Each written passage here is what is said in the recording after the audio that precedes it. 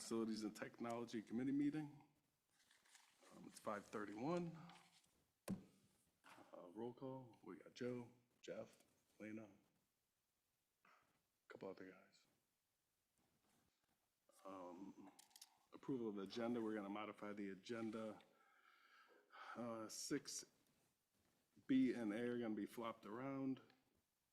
And in the facilities, we're going to move the solar project update to 1, expiring contracts to 2, and then TMS roof update, project updates, and snow plowing update.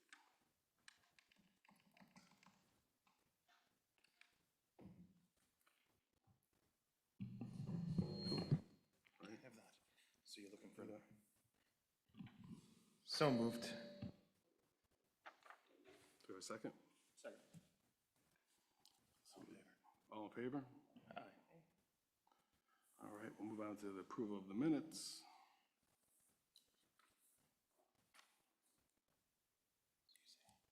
Give him a minute. I'm looking for a motion. But you can't make that motion. As you weren't here. So I can't? You can say, I'm looking for a Oh, I'm looking for a motion to approve the minutes from last week, last meeting. Second? All those in favor?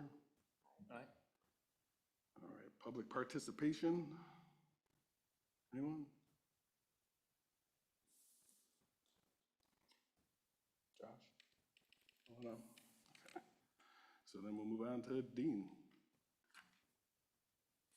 with the solar project update.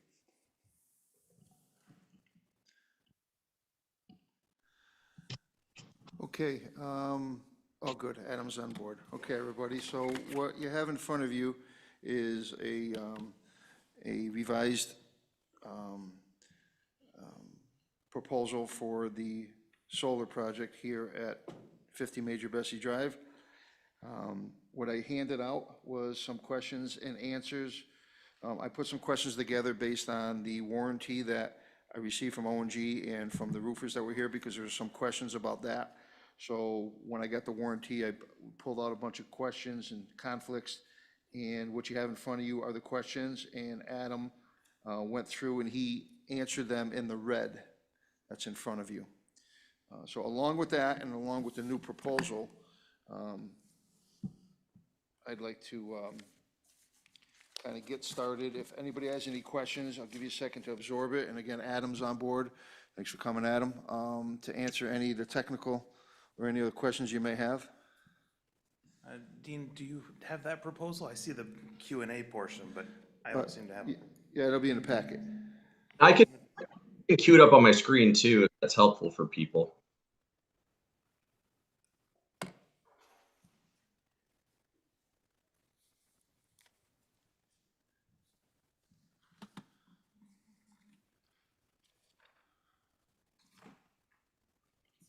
I don't think I saw it in the packet, Dean, to be honest. Isn't I missing it? Yeah, At the very end? yeah, it's probably not in order because we moved it to the beginning, so maybe at the end.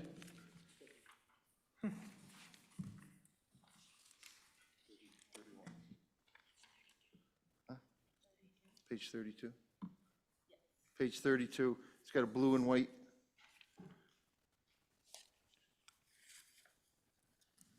I'm going to share with Pat. Thank you. Can everybody hear me okay? Yes. Oh, yes. I'm happy to put it up on my screen too, if that's helpful, but I think the most important takeaway from the update would be the second page.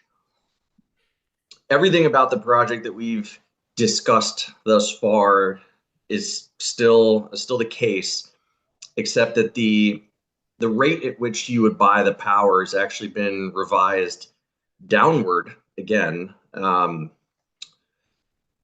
because Green Skies was actually not accounting for the distressed municipal adder within the incentive program. So when you factor that in, the PPA rate, yep, there it is. The PPA rate is just under 4 cents per kilowatt hour.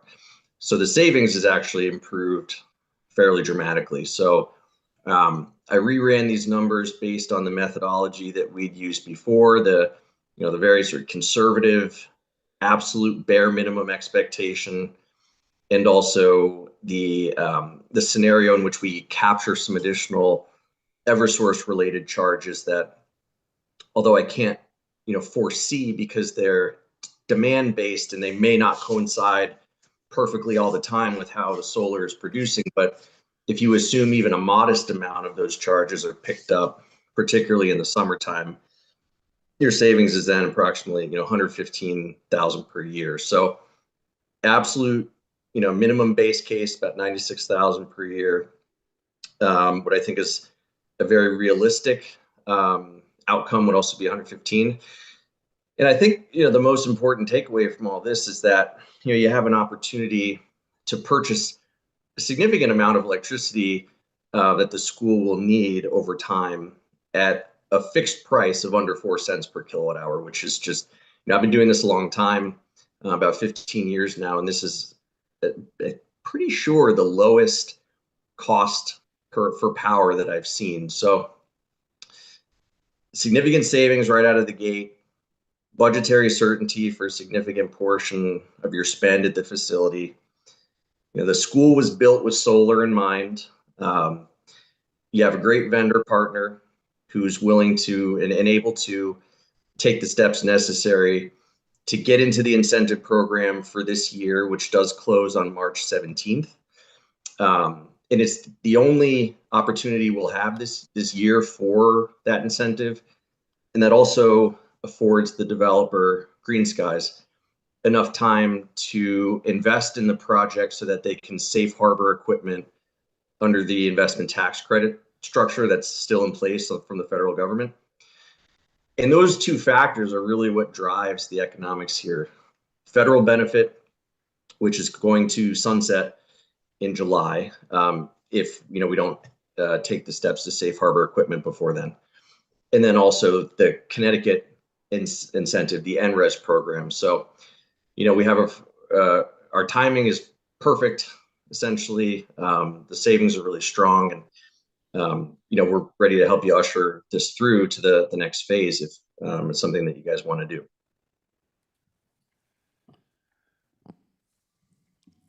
Okay, I do have a question, and I know you answered it here. The question was number 3, scheduling and sequence conflict. Green Skies will not start until the manufacturer warranty is in place and punch list is complete.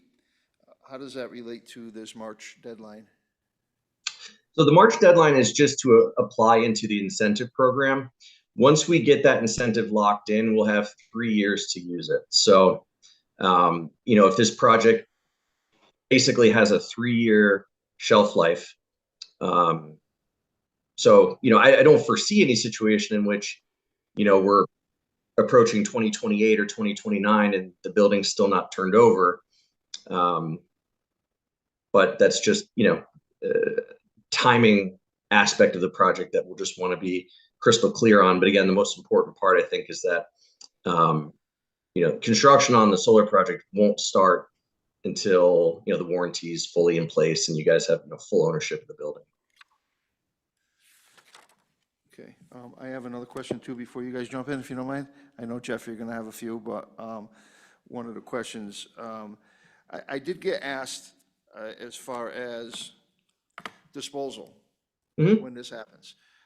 Is there anything in place that possibly, like a decommission bond, that could be had for 30 years or whatever it may be? So, I know that there's a lot of different stories and ideas about what the cost is to get rid of these when the lifespan is up. And I know you own them, and Green Skies own them, and they're going to repair them, replacement, all that. But to decommission them and actually removing them from the site. Yep. So there actually is that bond that would be put in place under the agreement.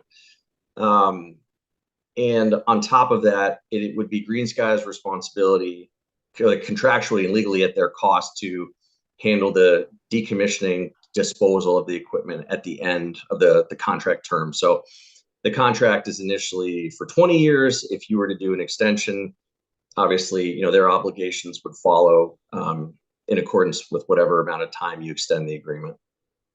But again, if if Green Skies is no longer Green Skies, is there a third party that would be bonding this to protect us? That's written into the Okay, those are the two big ones I had.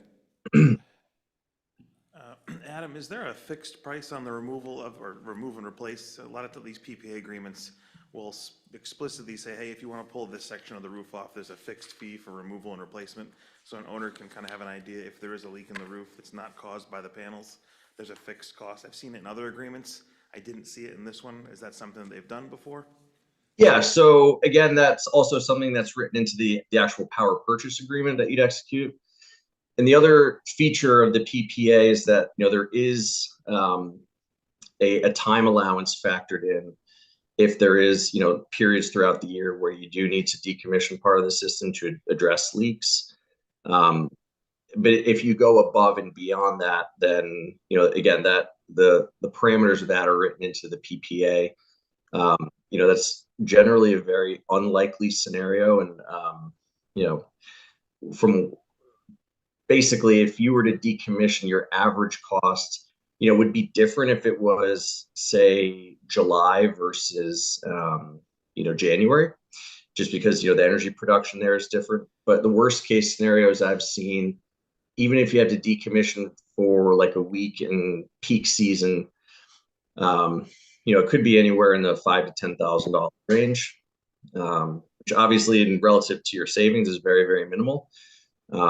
And that's if you exceed the allowance. So I think, the Green Skies tries to be flexible insofar as, they understand that in the real world scenario, sometimes, you need to move things around or decommission parts of a system if you have a leak.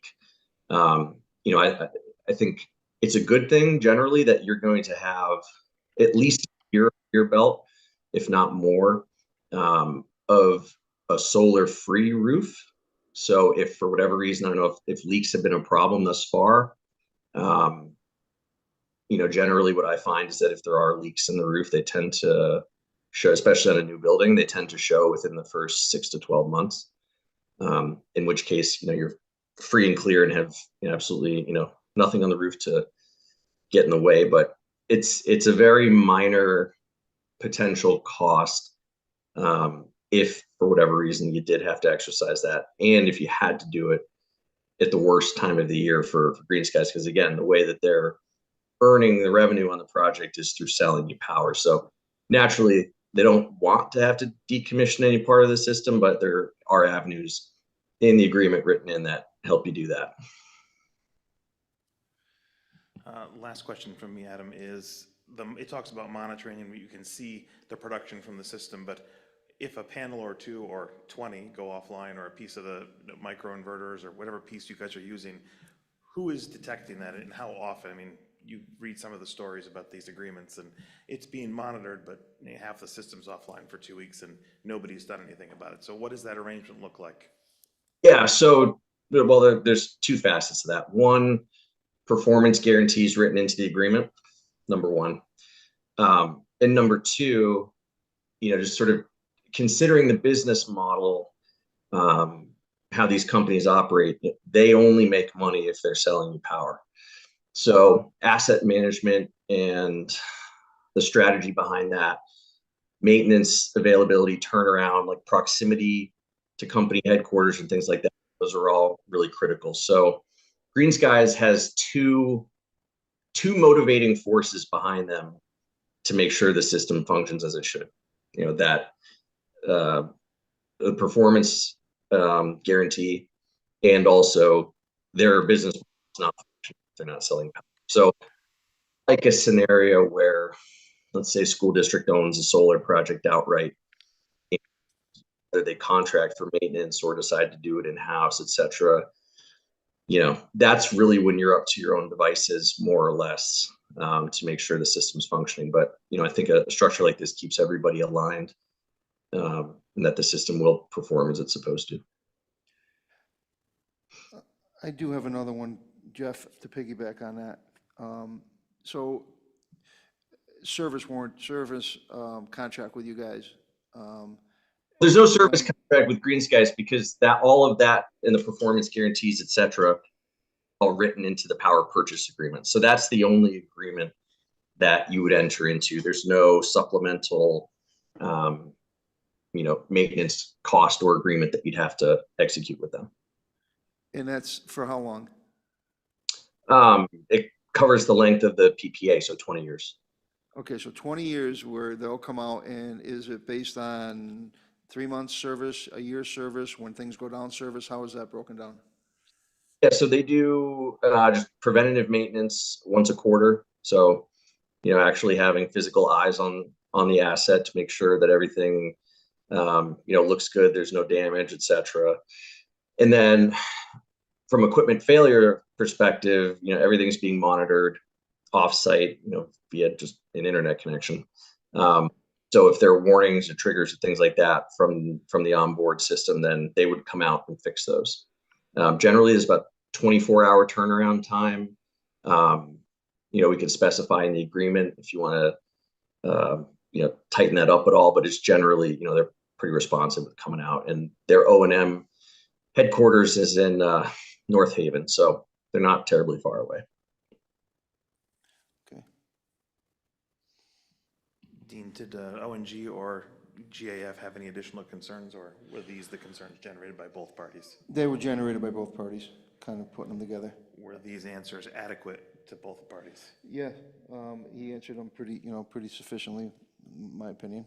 Everything seemed to be clear. Adam, I know I sent you something today regarding Fast Academy. Were you able to put anything together on that? And sorry for the short. Yeah, that's okay. I'm just doing that with everybody.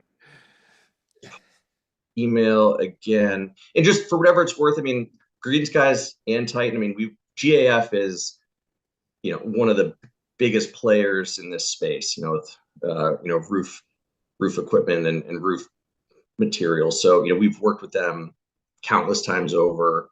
Green Skies and GAF actually had a commercial partnership, that I don't know if it's still active or not, but back when, people were trying to kind of jointly market roof and solar as a single project. I don't know where that stands with them, if that's still active or not, but GAF is no stranger to Green Skies, and Green Skies is no stranger to them either. So hopefully that helps a little bit. And Dean, I'm just pulling up your email here real quick. So just to give you guys a heads up, we have them at Forbes.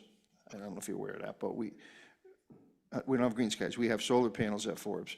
And I hacked into the whole system this week thanks to Rachel, to figure out how we're reading it, what's going on with it. And I did send some numbers over that maybe, and it was late, that maybe we can get some idea on what that's generating, what that equals. And again, that was put in 2014, I believe, those panels. So they've been on the roof for quite a few years already. Because I know that was a question that somebody asked too, was like, I think it was you, Jeff, right? Like, what's happening with them? So we dug in a little bit. The system, so has been down since July.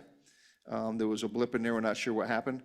So we got a bunch of readings back, and as we're speaking, it's uploading, and it takes a long time to upload that information, seeing that's been down so far, as far as what it was generating. But we have, I think there was from 2022 to 25, I think I sent over to kind of give the amount of, savings or kilowatts we're saving at that building.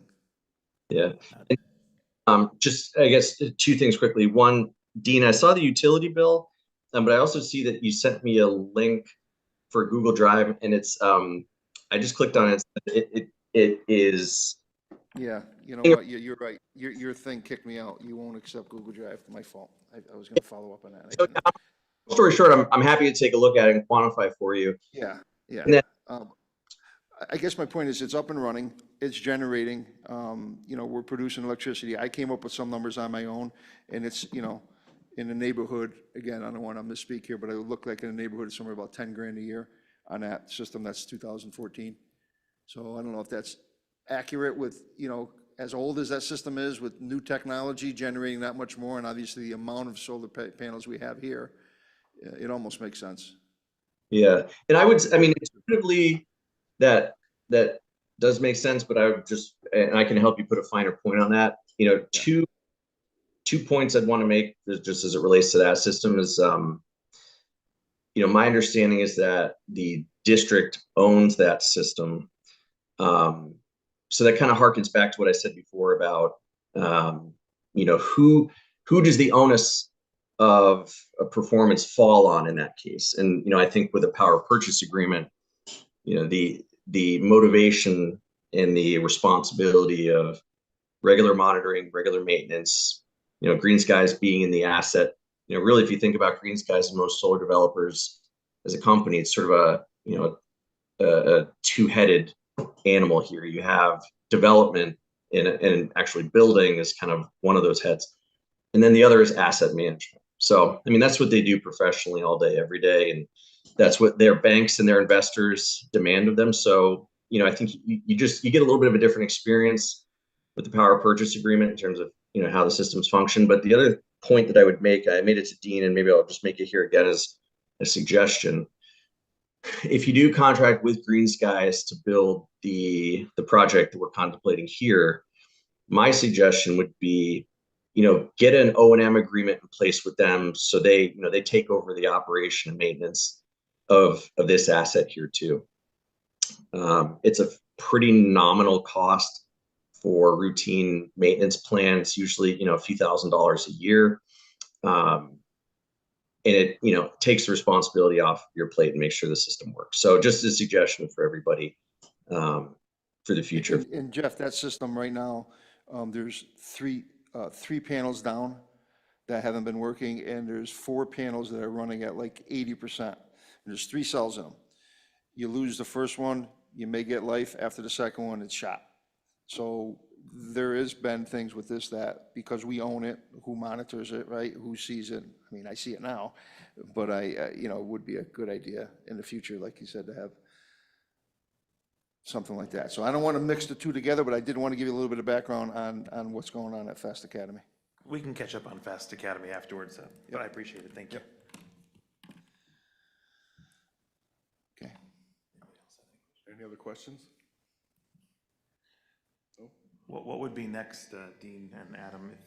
I know this has to go to the city at some point. If this board wanted to entertain it, just maybe you could outline the next steps if that's the direction the board chooses to go. Sure. I mean, I could take that one. So the absolute deadline for us to submit the project into the incentive program is March 17th. And in advance of that, you know, we'd obviously need any board, you know, formal, whatever your process is for formal approval, vote, et cetera, whatever body or, you know, either like the city or Board of Ed needs to weigh in. We definitely need to get squared away as soon as we can, because in order to enter into the program, Green Skies needs to have, even if we still have to work through the actual power purchase agreement, they need at minimum, you know, an LOI, so they can demonstrate to the NRES program that the city and the Board of Ed are on board with this. You know, we can't submit an application without that bare minimum LOI. So moving to get whatever approvals would be next, that would be my recommendation as a priority, and perhaps simultaneously, if not, you know, as soon as possible, get any of the agreements related to this project over to Corp Counsel so he or she can take a spin through them. And that's really, you know, kind of where the rubber hits the road for the project right now.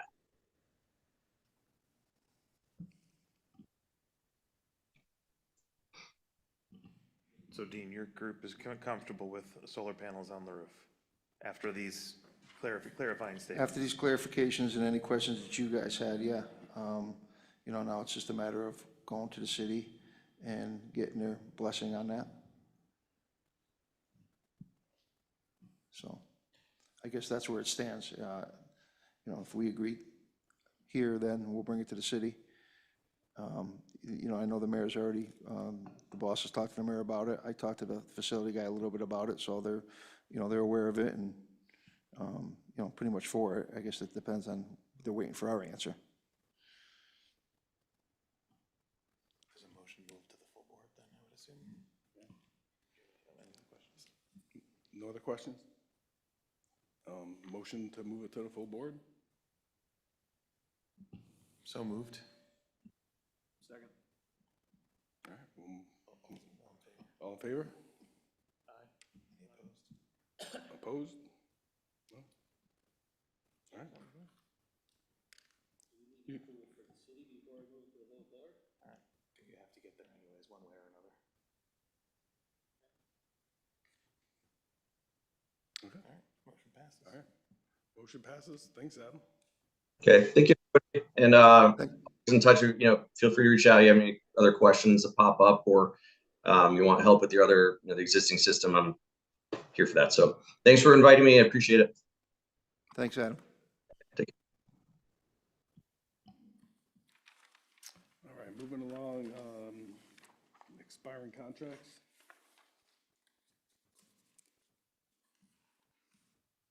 That's you again, Dean? Yep. Okay, so you have in your packet some of the contracts that are coming up.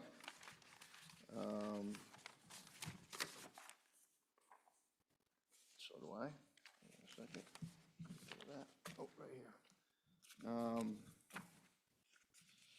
So the first one in front of us is Hussey, who takes care of our bleachers inspections and repairs, along with our outside system that we have here at the high school for football, the grandstand. So it's a 3-year maintenance plan. We've used them in the past. This is, and they actually, I think they were there, I know they were the installers of the new system here in the building.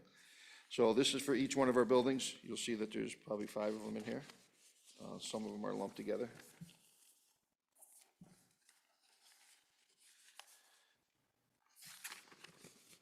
Any questions on those?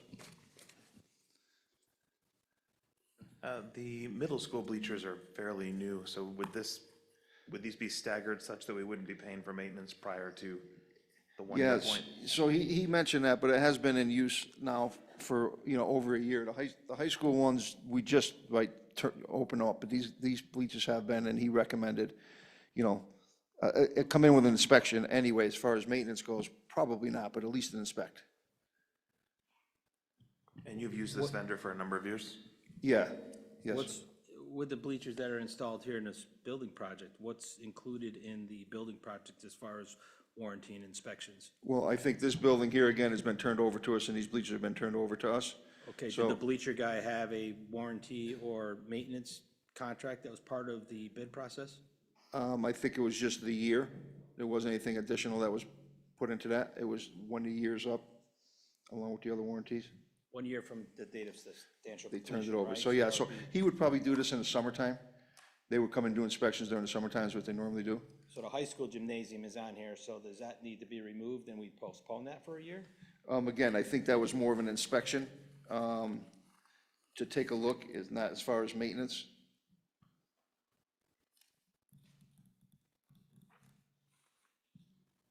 Yeah, the high school is listed as maintenance, to your point, Glenn. Yeah, hold on a second, I thought they made an adjustment on that.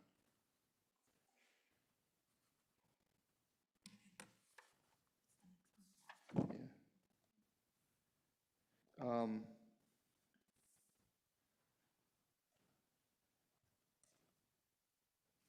Yeah, let me look into that. I thought that we made an adjustment on the high school end of it, if that price is reduced there because of that.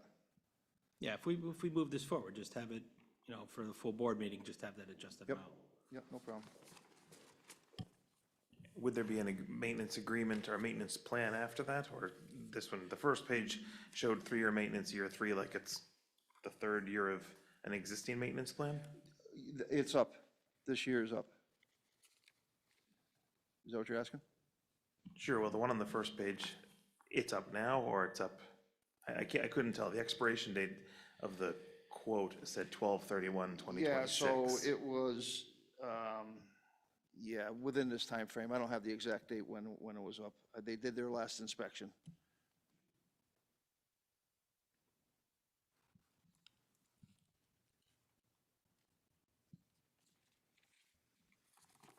All right, I can check on that. That would be great. Okay.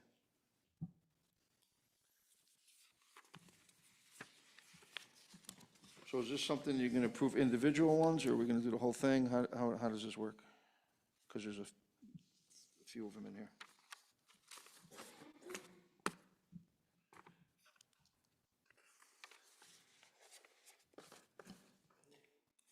I think it would be individual in this case, Mr. Cronin. You probably would approve the first page where there's no concern.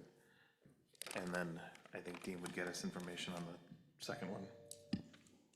So for the Hussey, we'll approve that.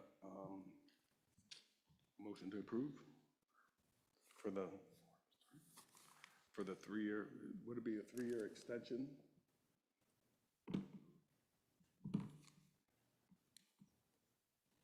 Dean, Yes, sir. is that another 3 years we're gonna look for? That'll be starting this year for a 3-year extension, yes. So For a approve. 3-year Yeah, maintenance motion- plan. Motion to approve the maintenance for Forbes, Renewal. Torrington Elementary School, Torringford, the intermediate school in Vogel. So moved. Second. All's in favor? Aye. Motion approved. Next one, Dean? Okay, the next one is in front of you is IPS, which is Innovative Playground Services. They come out and they do our annual inspections and maintenance.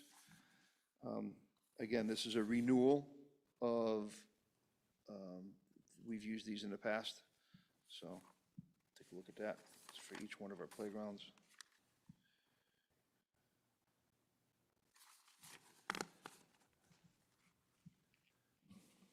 Any questions? Dean, this is for the maintenance of the equipment, the inspection that's required by the state for all the jungle bars and Correct. those things like that. Do we handle the mulching things on those playgrounds ourselves? Most of them are mulch, I believe, underneath them. We don't Yeah, have if it's that not, rubberized. if it's not the playground rubber, we handle the playground material that we bring in that you're calling mulch. So they're not inspecting resistance to fall injuries or the, what do they call that, impaction rate, I think it was. They're not checking that, they're just checking the equipment. They're checking equipment. And again, if it's the rubber, then they check the shock absorbing during that. It says, and I do believe when they do the inspections, they'll give you a recommendation when it comes to the base through their inspections. Works for me. Thank you. Anyone else? All right, so motion to approve IPS as, Second? all those in favor? Oh, really? All right, motion approved. Where are we going next? Oh, central office. Oh, everyone's favorite, TMS roof update.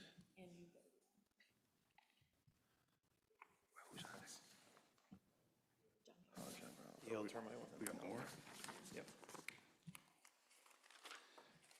Okay, the next one I have, you guys ready? Next one I have is for our termite and pest eliminations. It's Yale Pest Services, you see it in front of you, they take care of our schools. They come in monthly, they check, they do their thing, and we also call them if there's something they didn't catch, or we have other vermins running around.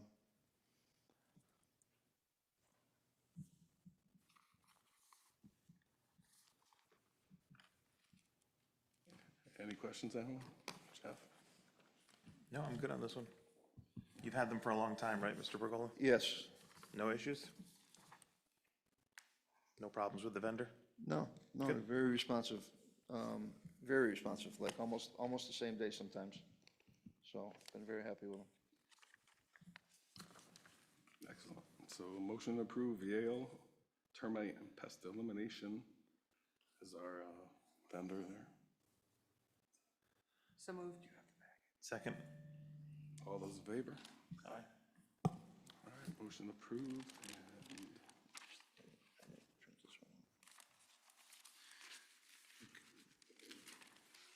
this is Jesse. Okay, we good? Yep, next. All right, sorry. All right, the last one we have is for our landscaping. I included a little bit of a history of where this contract started and where it goes, along with a proposal from our landscaping contractor, Jesperson, to extend this 1 year, which I recommend extending it this year. You know, obviously for the reason we are not 100% here at this complex. To put it out to bid right now and go through that process, I don't think it would do us any good. So you'll see on my data sheet here that shows, you know,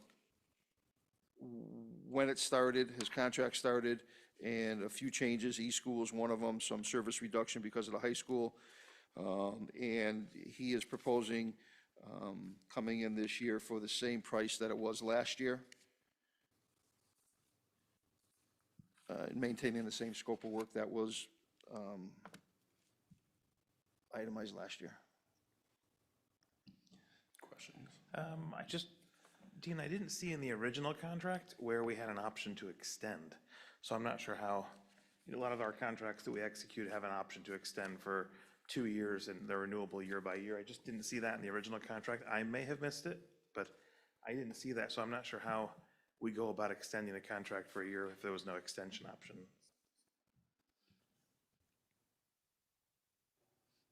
Yeah, I'm not sure either. I'd have to pull a contract.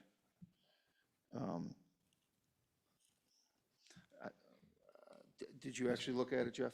I know did. I'm I sure you didn't see it. I And did you not didn't see see it. it? Okay, I'll I trust did that you not didn't. see it. I'll trust you didn't see it. So I don't know how you'd move forward with that. Mr. Corey, I saw you walk in and you are much better at contract stuff than I.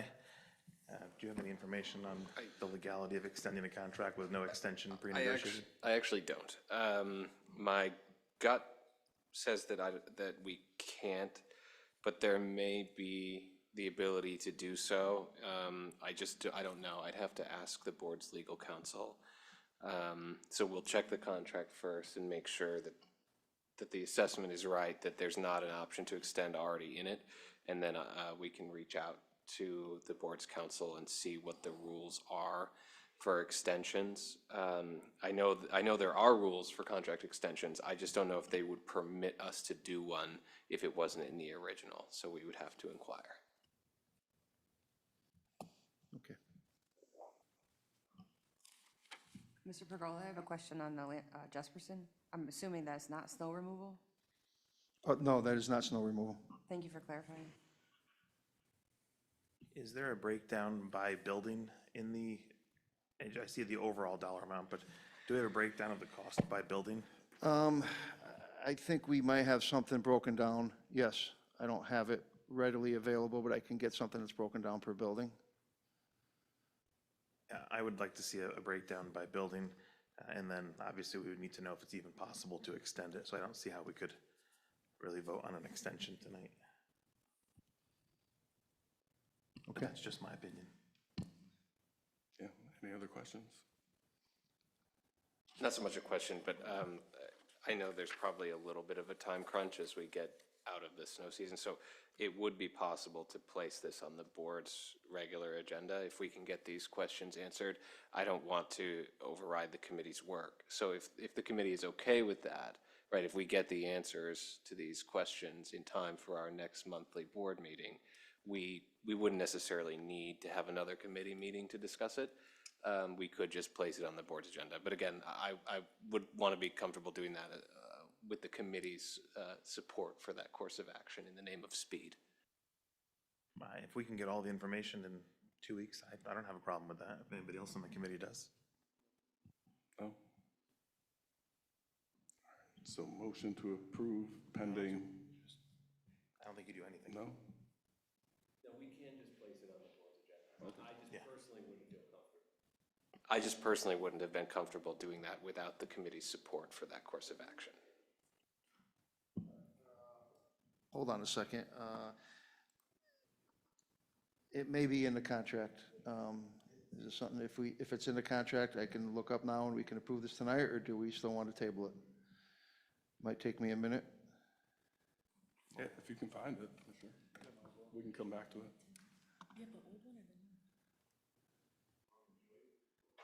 Yeah, I do, actually. Is that okay? Is that okay?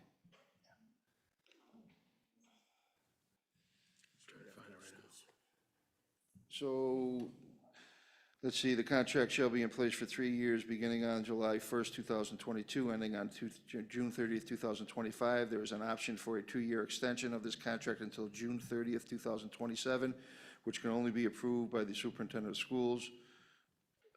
Check your ball. There's one there. What section you reading in? Right below the schools. Specifications, and then right below it, Well, I don't know why it wouldn't be listed in the term section, but.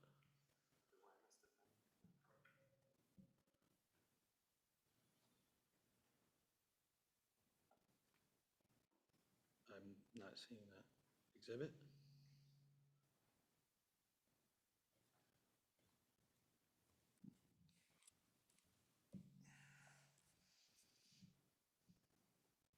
While he's looking that up, what is the proposed scope change for this year, Dean? What is that? So- I mean, meaning what is the, I saw it talks about in the extension at $100 an hour for any additional work, but what are we expecting that to look like as the year goes on while you guys are looking for it?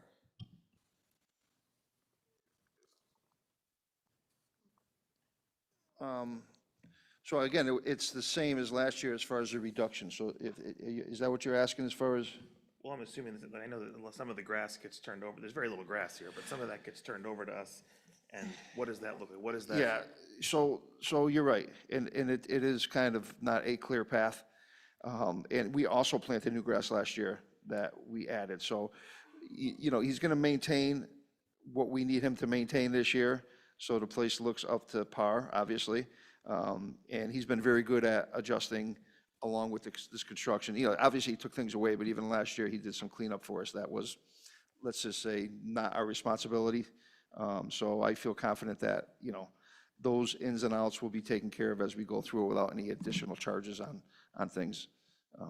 You know, granted, and they still own a lot of the landscaping here. When I say they, O&G and the contract still, and they haven't turned that over for us. So, and that's another reason why going out to bid right now is kind of a tough one, just because there's certain obstacles we got to get over before we're going to accept the final product.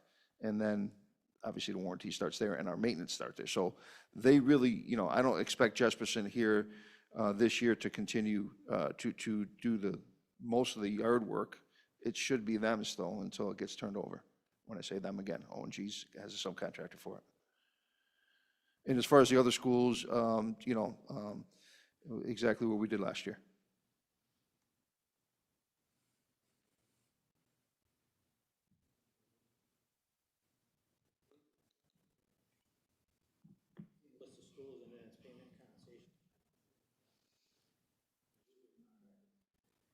Usually it's stated in section 1 term.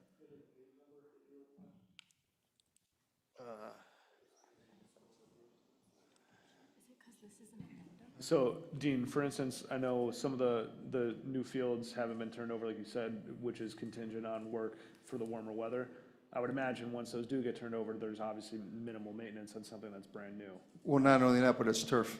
Right, yeah. So there's even minimal, you know, but there's, you know, something that is not included in this contract Yeah. is fluffing the turf up and things of that nature. But they're really, but there are, listen, once it gets cleared out, you're gonna see there's a grassy plain over here, and there's that over there. And, you know, that is not established yet, Okay. for the most part.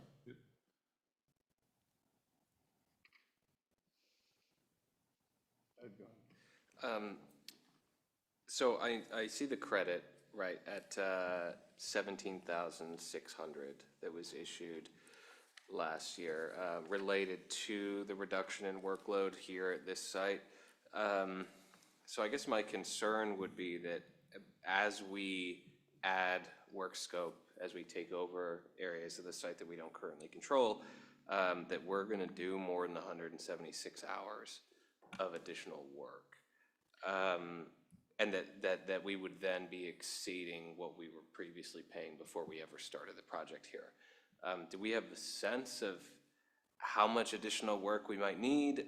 Is there room to, Well, I think, not to interrupt you, Ed, Yeah, go ahead. but I think that, again, the contractor still owns this for a substantial amount of time.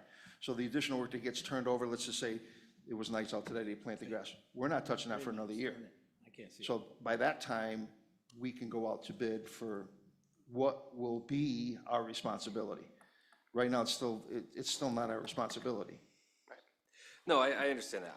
Like I said, I just, and I understand the reason why, right, we're charging an hourly rate for additional work. You have to schedule people who may not have been scheduled for that work. You may have to shuffle equipment around. I get the charges, but what I don't want to do, if we can avoid it, is pay more than, what, 218,182? Yeah. So that's, I guess my point is that I don't want to end up putting ourselves in a situation where we're actually obligated to pay more than we were paying before we, changed over to turf and really reduce the scope of the work because we're paying a premium for these unexpected work hours. So that's why I guess I was hoping there's some sense of how much extra work we might need.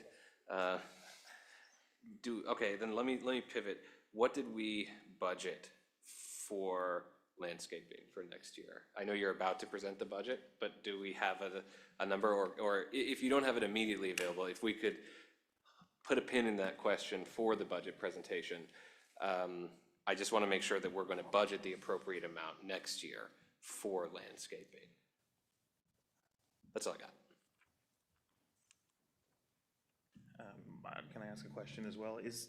Dean, by square footage, I would assume the intermediate school and this complex historically have been the largest as far as being taken care of. And I'm just, if that is the case, I guess I'm surprised to see the credit be the number that it is. If there's a ton of fields here previously that got mowed and taken care of, correct? This is the largest facility, yes? Yes. Yeah, it was, I think it still is the largest facility, and I think it was at the time. One of the expenses, again, that is on that sheet is for material that we're saving also. That comes into account. Estimated, again, $15,000 in clay and turf and stuff like that we didn't pay for last year. Yeah, but that's not part of the contract. No, no, you're right. But the actual installation of that is where that credit comes in. So, you can see the breakdown of lining and mowing and cleanup.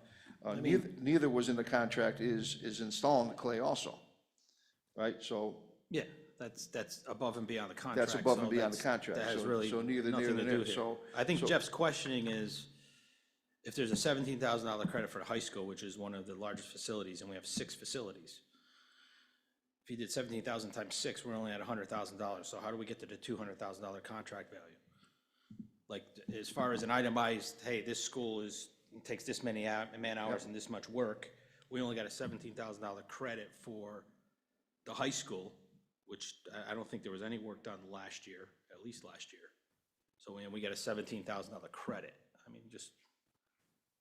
That is the basis of the question. And just on the contract aspect, a board member has showed me an emailed copy, but the signed executed copy posted to the Torrington Board of Education website dated December 1st, 2022 has no mention of a contract extension. Now, Okay.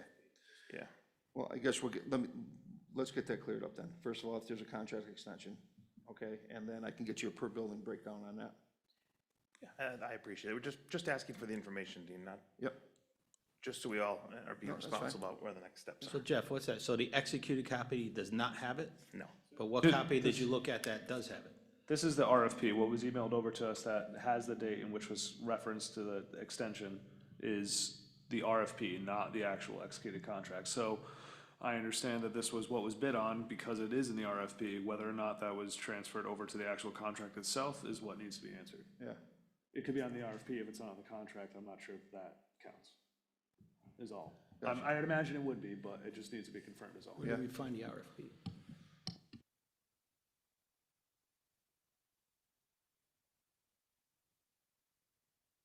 You're correct. So I think that's the appropriate time to let the legal look at it. I believe since it was bid on with that in mind, there could be an argument that the scope would include that. However, let's let the legal people make that argument as opposed to us. But I think if Dean can definitely button those up, as Mr. Corey suggested, and we can bring that to the full board next Wednesday to expedite this process, I believe that's the smoothest and easiest way to transition into this, with those questions answered as well from Mr. Putnam and Mr. Cronin and Mr. Berger down there. So I think you're 100% right, Mr. Colegio. I think that's the easiest way to do it. I do believe there would be an argument that the RFP would also be embedded in the contract, but I would rather legal say that as opposed to us. And then we can answer those questions and make a decision to move forward or not. Yeah, if we can get the answers and just trying to avoid trouble. One of our goals is to avoid problems, so we'll. Okay. Any other questions? No? And that was the final contract I had.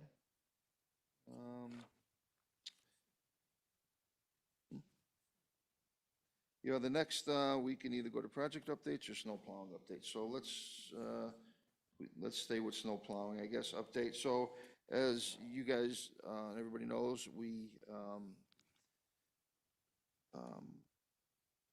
the original contractor we had doing our snow plowing this year is no longer doing it. He backed out.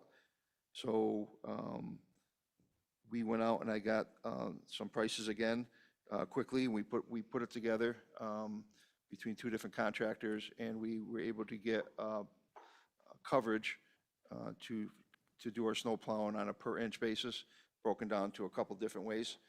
And Jesperson came in most competitive. So he was able to, fortunately, the guy quit on us. I called him up and he was able to show up, and we were able to open school on Wednesday because of the mess that this guy left behind. Obviously, we had to get school open, and he was able to show up with loaders and trucks and equipment and get rid of it. And from that point until, about a week ago, he put together some numbers for us. Again, I had another contractor look at it also, and, he was the most competitive on that. So he right now is handling our snow removal per storm basis, not as a dollar set amount like our contracts have been in the past. Any questions on that? Thank you to Mr. Jesperson for helping out in a time of need. Much appreciated. Do you have those numbers to share, Mr. Pergola? Or? I don't have them. I can get them to you. Great, that would be much appreciated. Okay. Any other questions? Just to clarify, so you contacted two potential contractors, but you only engaged one, is that right? For our snow plowing needs for the rest of the season? Yes. Okay. How much money was left in that budget line when we concluded our relationship with the previous contractor? I want to say it was,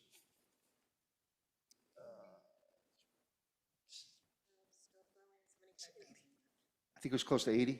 Okay, all right, so we ended up having to pay less to that previous contractor than we thought we did at the time. Okay, so do we feel that the amount paid relative to the services rendered was reasonable? There was no like dramatic overpayment before he quit, right? No, he again, for the number that he gave us, he probably ate it up in the first 4 events. And we had, I think, 12 events. And again, events are, you got to come and salt. You have to come salt again. Those are all events. So the number he came in at, in my opinion, it's not feasible to do our district with it. So no, I think we made out okay on that end. Okay, thank you. That's all I got. Anyone else? Okay. All right, next is project updates. I'll let you guys ask me questions. I won't go through them. you tell me if you have any questions on what is going on.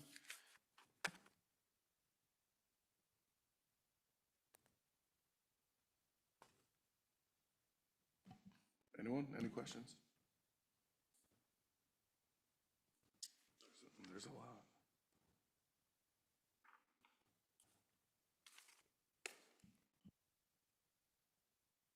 I have a question, I guess, I don't know if it's actually listed here, I didn't see it, but the Siemens retro commissioning project, and we had an issue with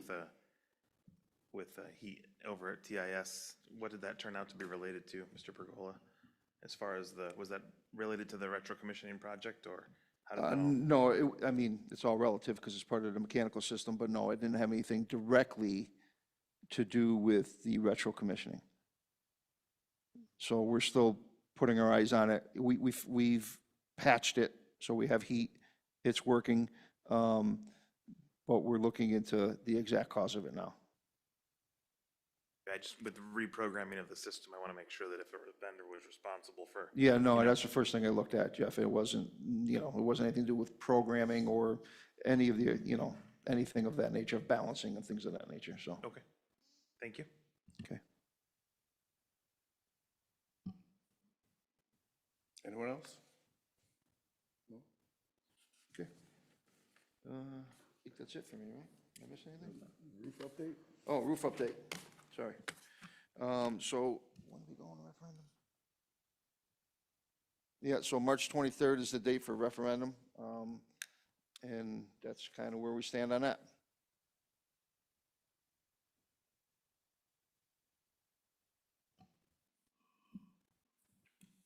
Yeah, I can just add something too. Go ahead. For the roof project, the referendum anyway. I did work with the city clerk's office on the educational language for the voters. They had a lot of the financial information handy and reached out to us just for some background on why the project needs to be done. Those things can be a little tricky because you have to be pretty factual. You can't express opinions, but the point is they did make good on that and reach out to the Board of Ed to sort of partner up on that explanatory text for the voters. So I just thought you guys would want to know that.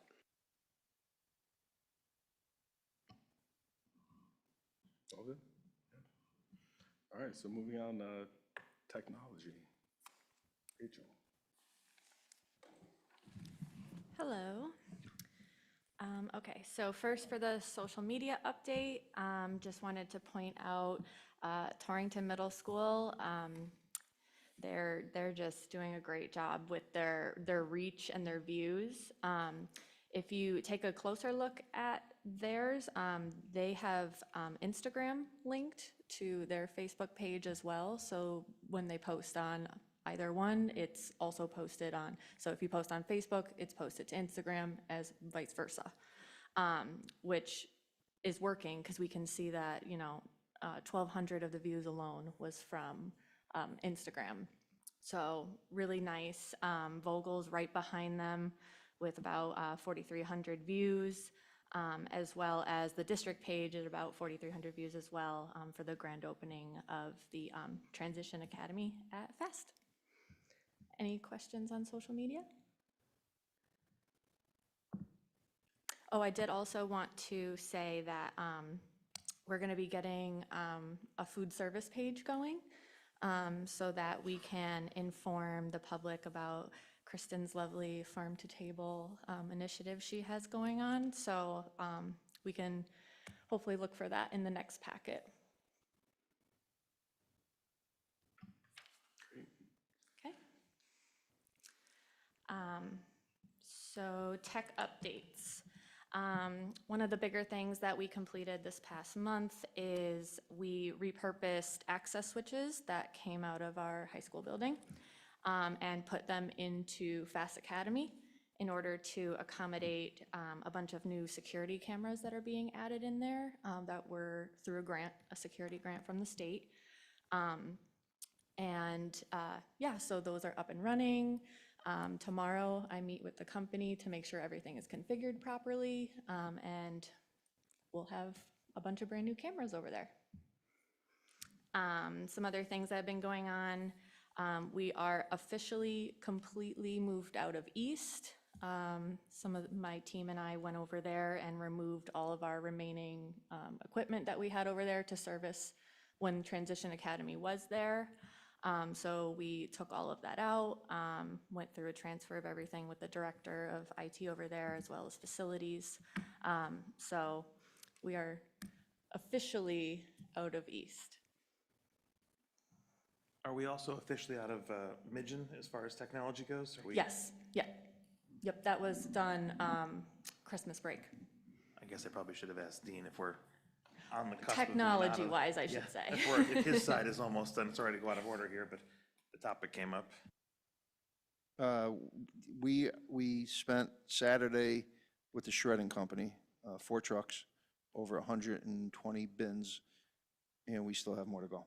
So we're looking at this Saturday, depending on the weather. I'm waiting to hear. It's supposed to be crappy, so they didn't want to come out if it was going to be that bad. But hopefully by this Saturday, anything that has to be shredded will be out of there. And then we do have some stuff we have to archive. Donna has gotten me a name of somebody from the state. They're going to come and take anything that's like from 1945 backwards, like, earlier. They don't want us to scrap it, so they're going to take it. So, but then we have, tables and desks and chairs and things of that nature that are still in there that have to be figured out what to do with. So that's where we stand on that. Thank you. And then lastly, we've been working with the staff from the St. Jude's Telethon, which I want to reiterate is March 1st over at TIS, as well as the staff from the National History Day, which is going to be on March 14th. So just wanted to put that out there again, those dates. We're just working with staff on network configurations and things of that sort. So, and that's about all I have for updates. Any questions? Okay. I just Go want ahead. to clarify, the referendum is on March 24th for the roof, not the 28th. Sorry about that, March 24th, so.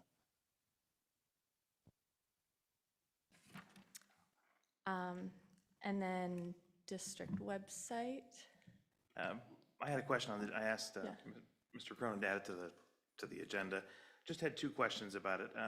The board meeting minutes, we do a very good job of getting that stuff available to folks, but the video link, when you hit video archive, it goes back to the prior year. There doesn't appear to be a link on the site that I noticed. Again, I'll preface this with, I did look, but I didn't spend hours on it.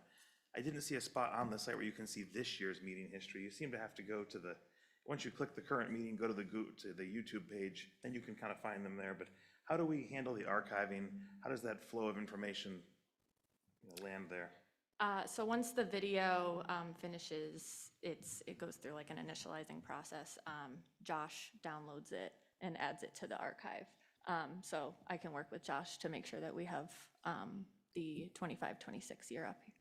Right, it just makes it easier for the public to get Yeah. at, which is great. And then Absolutely. the other piece on the district website is, I'm not sure whose responsibility it is, it's not the end of the world, but even our contracts, like the snow plowing contract still shows the vendor before the past vendor. So Okay. I'm not sure what process we have for keeping those up to date, but in the interest of transparency to the public, just trying to keep those up to date, that's all. Absolutely. I can take care of that as well. Thank you very much. Of course.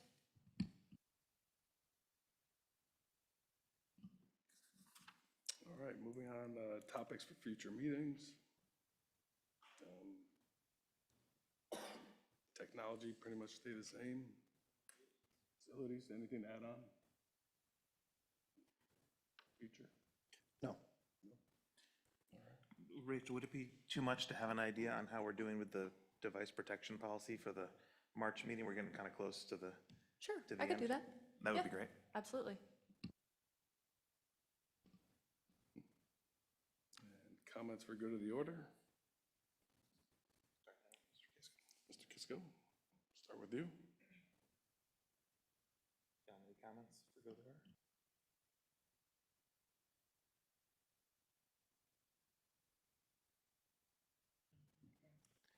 Good meeting, and thanks for all the help and all the effort on all these things, a lot of things going on.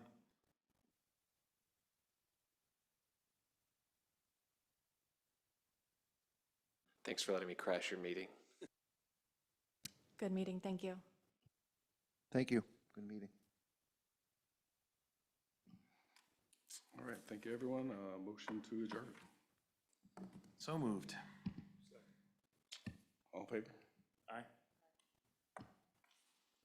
We're adjourned at. And we're adjourned at 6:37.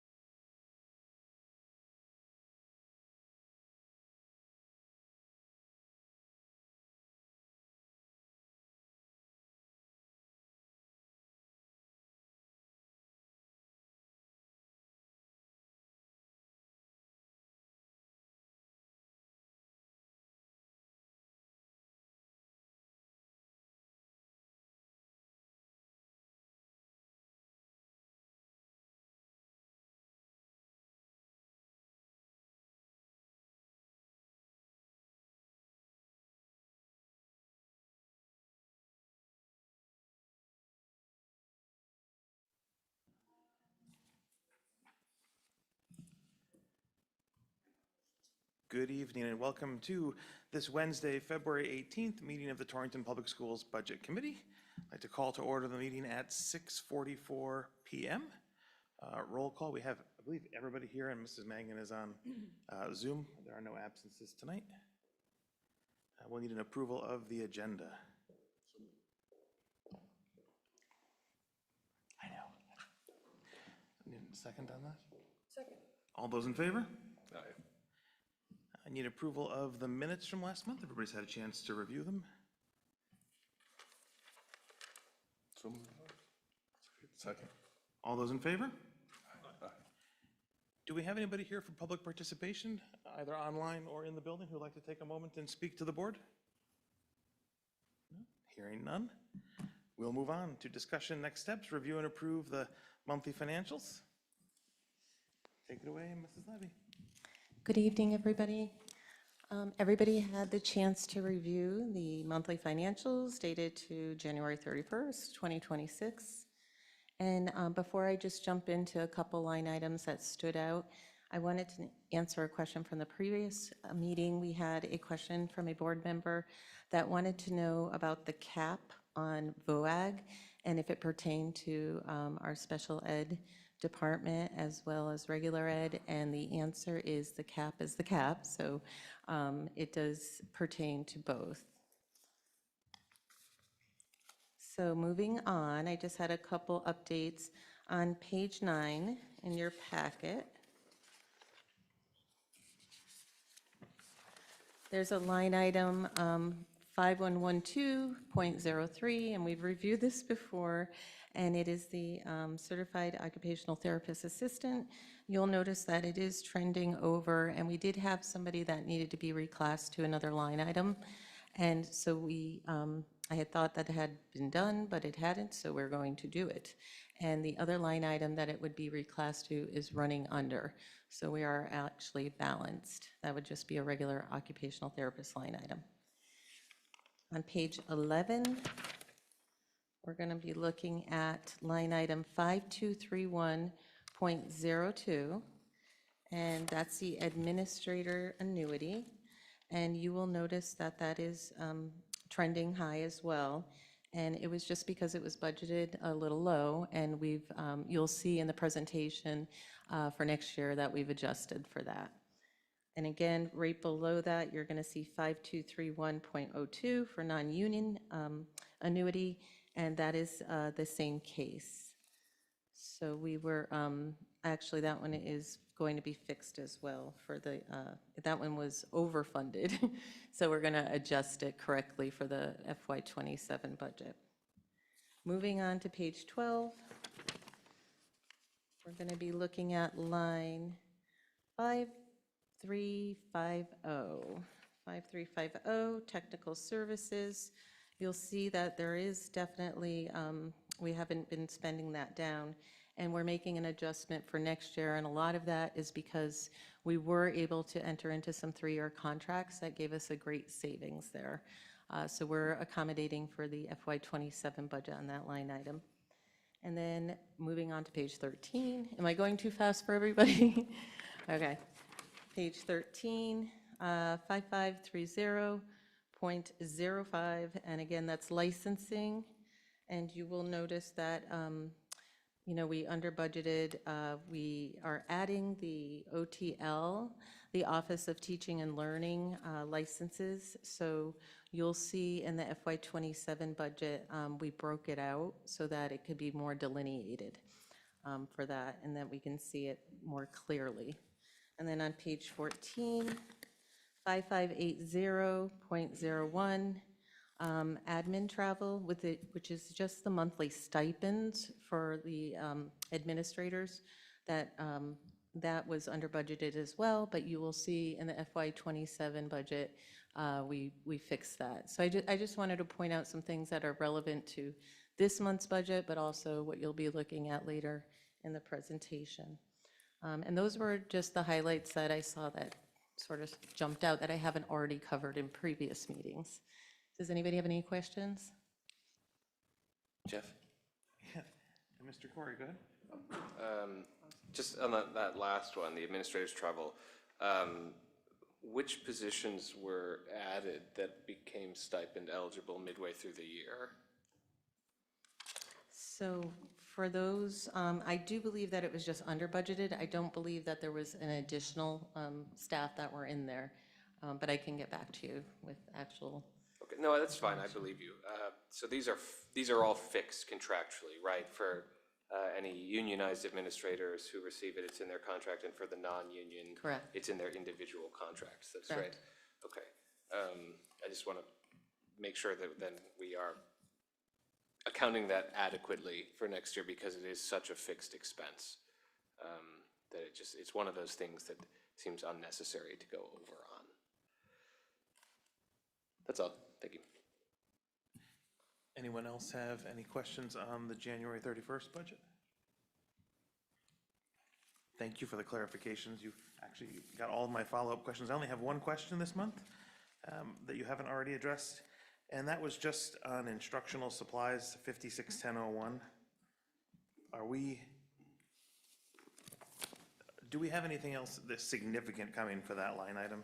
I know that some of those things happen at various times in the year, and maybe the follow-up question to it will be, at some point, can we get an idea?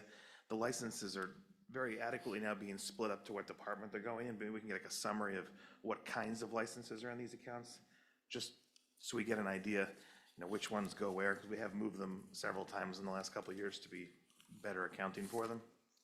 Absolutely. We can give you a detail on that. And as far as the supplies go, I know that line really helps out with consumables, but I can check in with the sites to get an accurate read on what we're going to be purchasing moving forward. And I'm sure there's a mid-year repurchase. I mean, we don't buy it all up front, so just trying to get an idea. Sounds good. Anybody else have any questions on last month's financials? If not, I'm looking for a motion to approve the January 31st financials. All those in favor? All right, we'll pass those along to the full board. Thank you, everybody. Next up is a presentation or some information on the E-rate reimbursement. I asked for this one last month. Appreciate you guys getting the information for us. Yes, so no problem. I think one of the concerns was some of the federal funding and what it was going to be covering moving forward. So I am going to hand it over to our IT director, Ms. Viens, so that she can update you on that. Hello. Yes, so anything that we currently have through E-rate was not affected by any new rules, regulations, anything of that sort. We, under Category 1, get a 90% reimbursement rate on whatever the service contracts that we have through E-rate. Category 2 is 100% reimbursement, but we have not completed Category 2 at this time. But I know you brought up the hot spots and things of that sort. We no longer partake in that. Great, and I know there's a lag in the reimbursement, and how do we account for the reimbursement in the budget? So I know have that- a line item in the budget for E-rate specifically, so that we don't get caught up in that.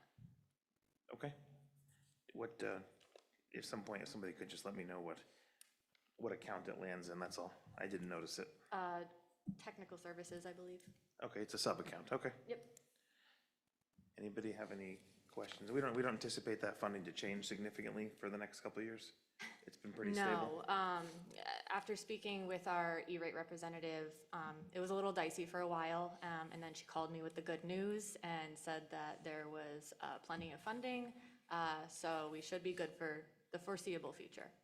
Do you know approximately how much we receive in E-rate funding? It's a per student. She did give me the dollar amount, but I do not know it off the top of my head. But I can get it for you if you'd like. Awesome, that would be great. Sure. Anybody here or online have any questions? I see. I keep forgetting to look up at you, Sandy, I'm sorry. All right, then we will hand this over to the budget presentation. Up to you, Mr. Wilson. Good evening, thank you. We're very excited tonight. Before I start, Sandy, happy birthday.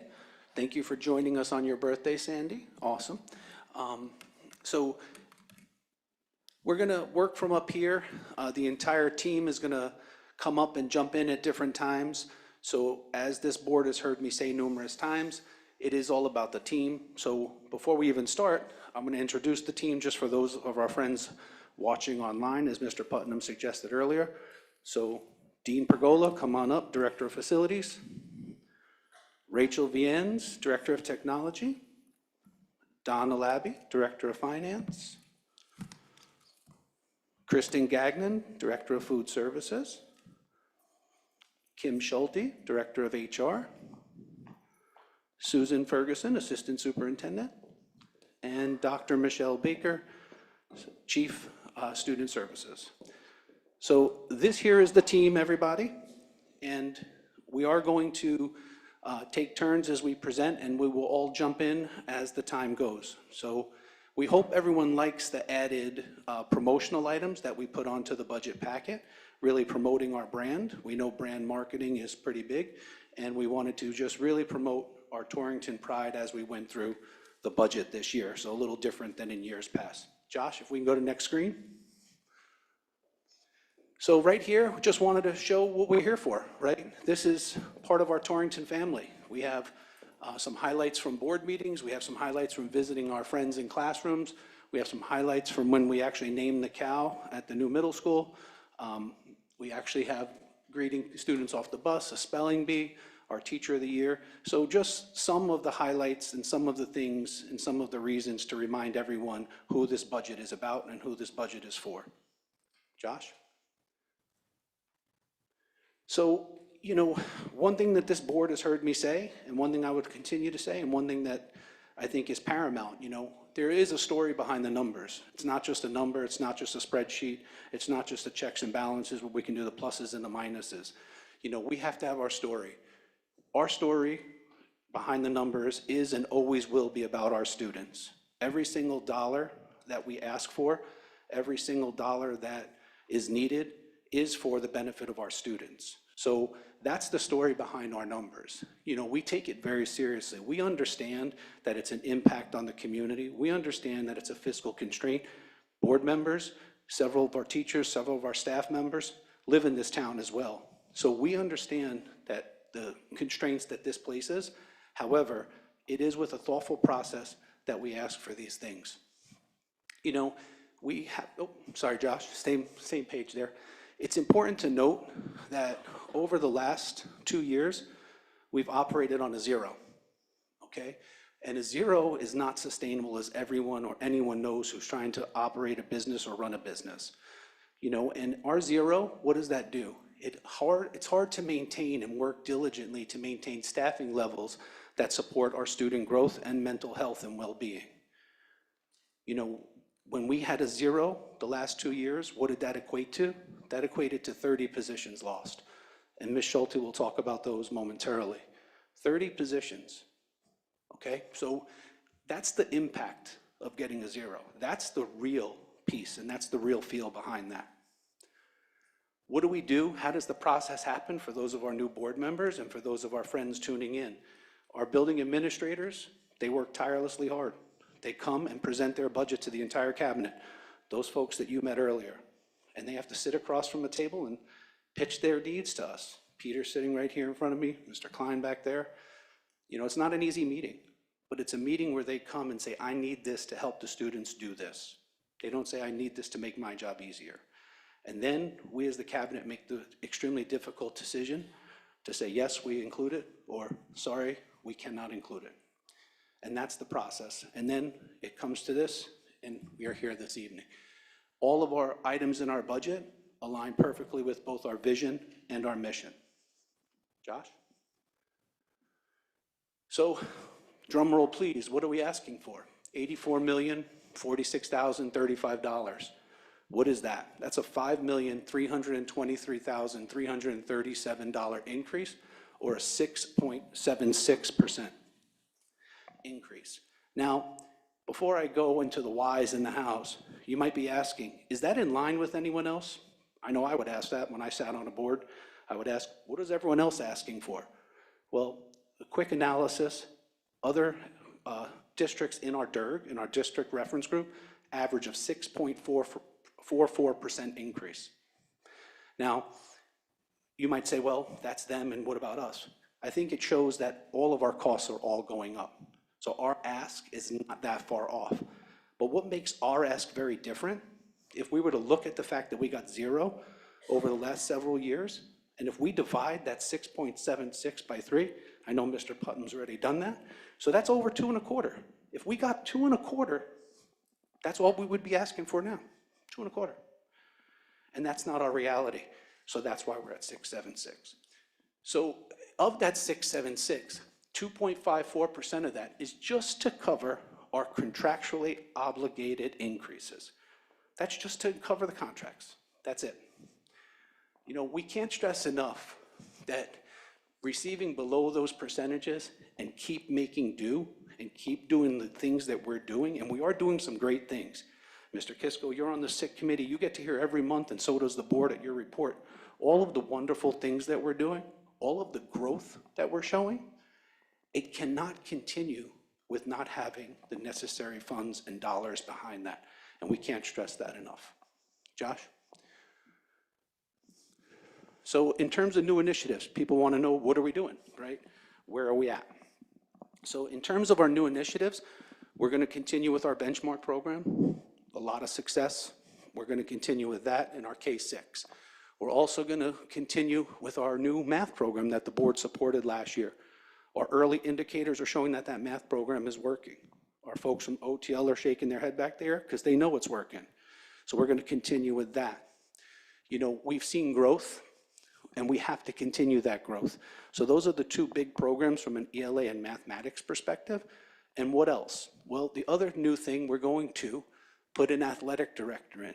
And what is that athletic director going to do? Well, they're going to oversee all grades 4-12 athletics, as well as our entire pre-K to 12 physical education program, which we know was an area of weakness that was brought up several times at SIC and elsewhere. So that's what that AD will do. There's also a budget increase to address our increasing pre-K and special education. And you know, we mentioned this last time when we had our grand opening, and Rachel did a great job highlighting it on the social media page. Our 18 to 22-year-old program, we have them back home now. Let's go. We want them home. So the majority, 95%, I believe, of our 18 to 22-year-olds are back in-house with us. And they're in a wonderful, wonderful, wonderful facility, thanks to Dean and his team over there. That grand opening was amazing, and I invite anyone to go and see that. So that's what we're doing. And then obviously, just from another procedural standpoint, after the board, you know, does what they do, hopefully approve the superintendent's budget, maybe with some pluses, maybe with some minuses, obviously it goes forth in front of the city. So, you know, this process is very important, and I want to thank the board. You know, the board had sent in some questions. They are already on the end of this presentation. They'll be put online. You have them in front of you this evening for those of you who didn't get a chance to open your email today. But those questions were very thoughtful, so thank you for taking the time. We took the same amount of time to answer those questions for you. It wasn't just, let's answer them. And I hope you realize that in your responses. So they were very thoughtful questions and very thoughtful responses. And we hope that with that Q&A, that it's a better understanding. And why do we put that in the document? Because anyone in the public is going to have that same question. You all read it. They're going to have the same question. Now they can get the answer that they need. So we're going to take you through several pages, a high-level budget look. We're going to take you through some staffing looks. We'll take you through rationale about the AD and what that means. We'll also take you through some special education numbers, some food service numbers. And as I said, the team's going to pop up, and I'll pop in as well. Josh? Next one, Josh. So where's Donna? Come on down, Donna. Donna and Kim, I think. Oh, the rolling desk? To hold and speak, so we got a desk coming. But good evening. Good evening, everybody. So as Superintendent Wilson said, you have the number that we are asking for, and the district reference groups are right there with us. You know, it's nothing of a surprise. I'm just going to let you know from pages 7 in the packet on the bottom corner here to page 10, we did what we do in every monthly budget meeting. We kind of highlighted the big differences in the budget for you to kind of bring it to a higher level. So as we have heard, the ask of 5.3 plus million is a 6.76% increase. And now we're going to kind of dive in a little bit deeper. And for the staffing, what we're going to do is we're going to have our Director of Human Resources come on over and just sort of give us a little highlight of the differences.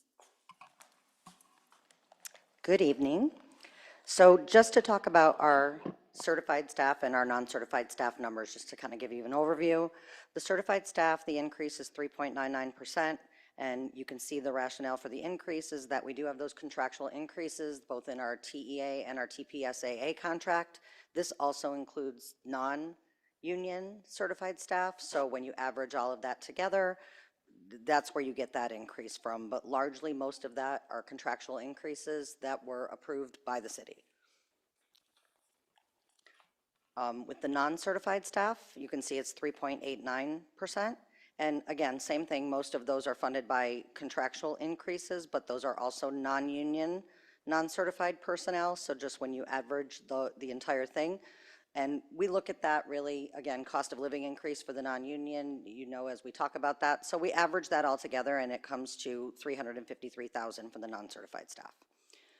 In talking about our position eliminations and our new positions, you see the chart, so I'm not gonna go over the charts in detail, but I'm gonna skip down to the rationale, which will then reference the items that are in the chart. So the first position I'd like to talk about is the new full-time athletic director, which will be a certified administrator that would be part of the TPSAA contract. It's going to support athletics for Torrington High School, Torrington Middle School, and the intermediate school. And additionally, the athletic director is going to evaluate all of our PE and health staff pre-K to 12. So that's certainly going to help for continuity throughout the district. And then additionally, this person is going to be responsible to help with curriculum and make sure that we have that vertical alignment throughout the entire district. And then most importantly, I know this has been an area of the board that you've all had concerns about with the Connecticut Physical Fitness Assessment. This person will be able to take a real deep dive into our performance on that academic assessment and figure out what we can do to try to support increasing our results on that assessment. The next position is the dean at Torrington, and I'm sorry, for the athletic director, just to confirm, the addition of that position is what is reflective for the elimination of the 0.5 physical education teacher and the 2 athletic director stipends. So when you look at the eliminations list, those eliminations are a direct result of adding that position. The dean at Torrington High School is going to be responsible solely for discipline and will allow the principal and the remaining 2 assistant principals to focus on instructional leadership. So the elimination of the assistant principal would be so that we can use a dean instead so that they can really more focus on those different roles. The music teacher at Torrington Middle School is needed to meet contractual and prep periods for the teachers and to ensure that all students have rigorous programming in their schedules. So making sure that they have choices. Remember, Mr. Pinney spoke at the presentation at School Improvement about ensuring that students have a voice in their selections. So we want to make sure that we're offering good selections that will allow them to move forward into their different choices when they get into Torrington High School. The additional nurse is needed to support increasing student medical needs. So we have seen an increase in what some of our students need in order for different various things according to their IEPs and their 504 plans. So we really need that nurse to make sure that we're meeting all the needs that our students have for those documents. And then the 2 new special ed teachers will reduce our outplacement costs by offering programs to meet students' needs in district. Both of those new teachers will be for programmatic classes and will help us to be able to keep kids in district because we'll offer the programming that they need. And then the last position is the social studies teacher at Fast Academy, and that was really the ask for that is so that the students are able to effectively meet their graduation requirements as they continue to move through Fast Academy and make sure that, again, they have similar offerings to what we have at the high school so that they are getting those same kinds of choices for different opportunities to take elective classes. And what I did want to say about position eliminations is while this list seems small, I want to point out that 2 years ago, this board eliminated 21 FTEs from our budget. So that, even though we were able to absorb them through retirements, resignations, we actually eliminated 21 FTEs 2 years ago in our budget. And last year's budget, there were 9 FTEs that were eliminated in the budget. So I think that's just important to note that while, we've been able to make do with the 0% with our staffing, we have paid a slight price with our staffing and reduced those positions that have had an impact in our schools. So I did just want to point that out. I'm going to turn it back over to Donna.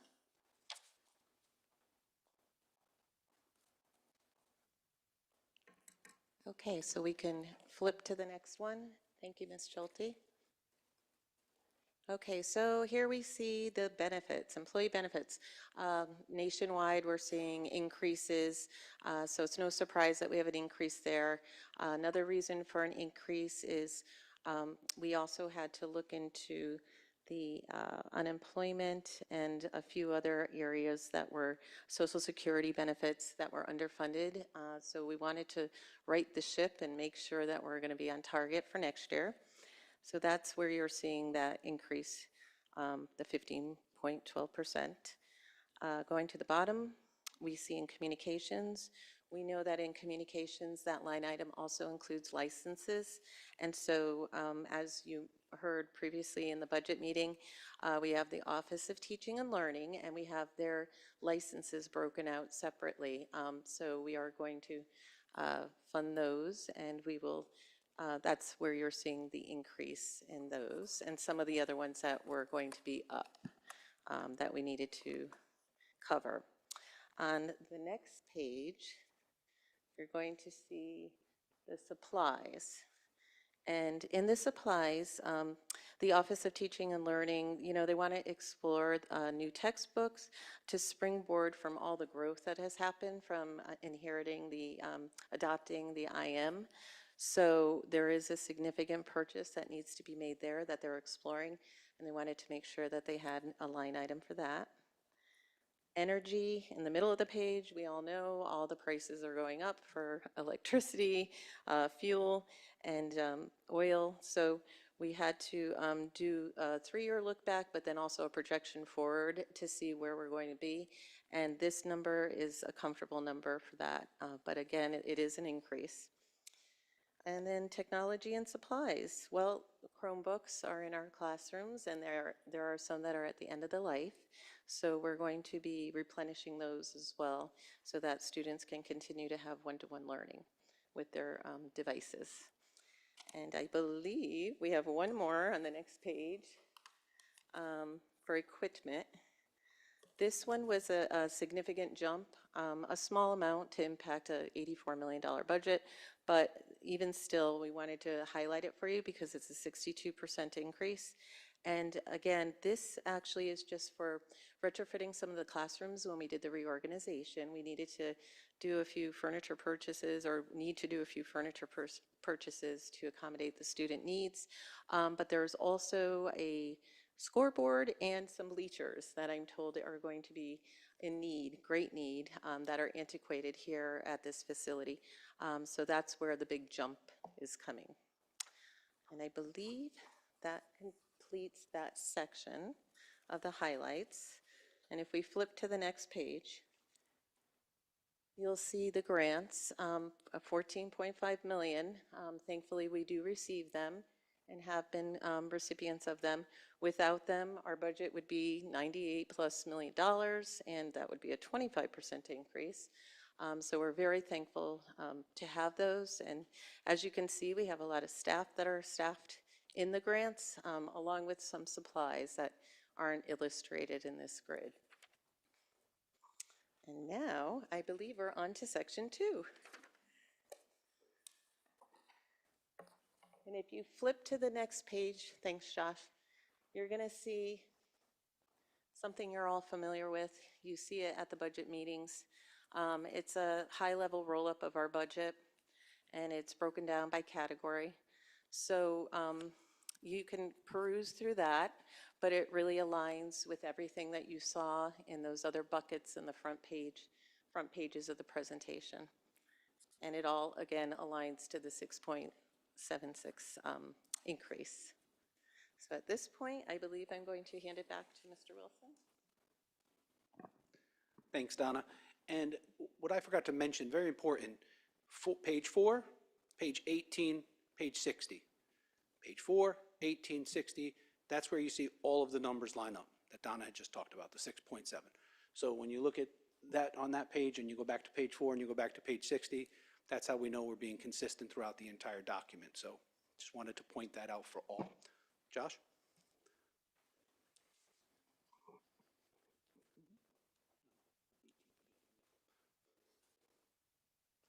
Josh? Keep going. Yep. So what this slide shows, this is just a nice graphical representation, which basically if you look at any budget across the state of Connecticut and across the country, any school budget, you have 70% salaries and bennies. And that's what really this shows, which does not leave much for the other. And other, obviously for us, purchase property, purchase professional services, other services, supplies, energy, et cetera. But 70% in salaries and bennies. And as I said, that is not only across the state of Connecticut, that is actually across the country. Josh? Kim's back up. Got to put the microphone down after Michael talks. So non-certified rates of pay, we just wanted to give you this for your reference, but what I think is really important to note when it comes to these rates of pay is that Connecticut's minimum wage in 2019 was $11 an hour. Over the course of that time, and currently it's now $16.94. So it is increased almost between 4% and 8% every year since 2011, and it's really up about 35%. So just keep that in mind when we think about the non-certified increases and where we are and how we budgeted, because I think that's significant that has gone up, and many of these people are making close to minimum wage, and when minimum wage goes up, we have to bring them up to minimum wage to make sure we're compliant. So I thought that was important.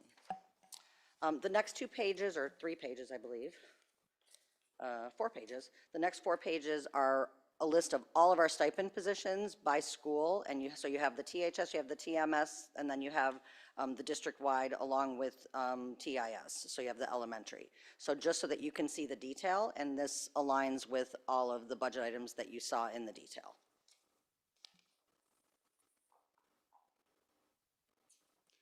Thanks, Kim. Josh?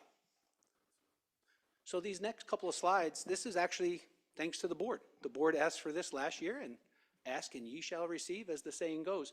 This basically shows what's in the grants versus the general budget, broken down by a yellow and blue indicator. Very important. And also important to note is, as you scrolled through the high level and as if you scroll through all of the detail pages, and as Donna alluded to earlier when she kind of highlighted some of the areas that we've cleaned up, in terms of licensing, in terms of moving things, that's exactly what you see in this budget. There was a lot of back-end work to make everything clean and concise, and the blue and yellow indicators, as I said, as asked for by the board, that's exactly what these next couple of slides show. Josh?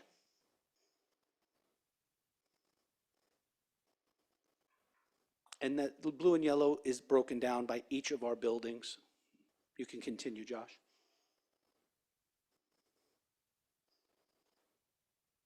Keep going. Yep.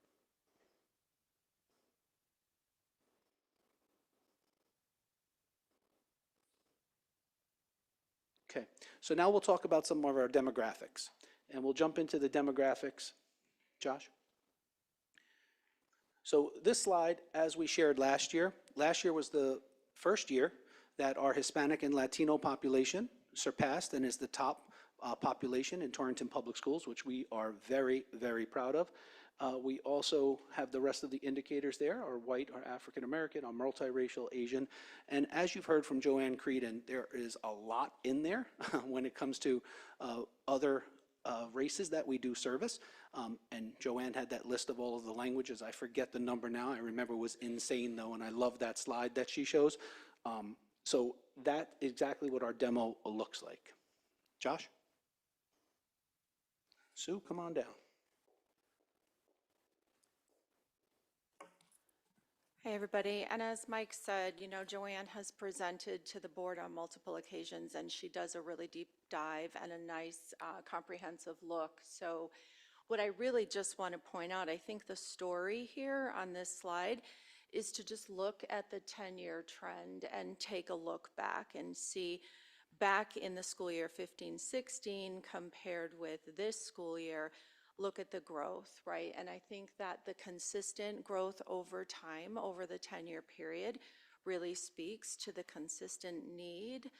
And I think it's interesting, Joanne had shared with me earlier that what we're seeing right now, while we continue to have newcomers, as we always have, the children that are coming to the district right now are largely not coming from out of country, but rather coming from other states, New York, New Jersey, and other urban areas in our own state. The next page is, Josh, if you could go to the next slide, please, is a look by school. And really, the story here is that you've all heard us talk about the October 1 poll. That's a very important date in public education in Connecticut. That's when the state asks us for all of our demographic information every year. So we kind of use the October 1 date as our baseline and our barometer. We measure everything against October 1. So we're about 3+ months later at this point, 3 months and a couple of weeks. And you can see that we have steadily increased. It's been minor increases, incremental over time, but the needle keeps moving in that direction. And Kristen.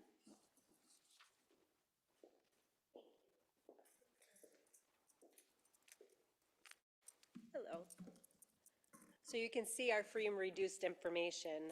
You can go back to the 1819, 1920 years.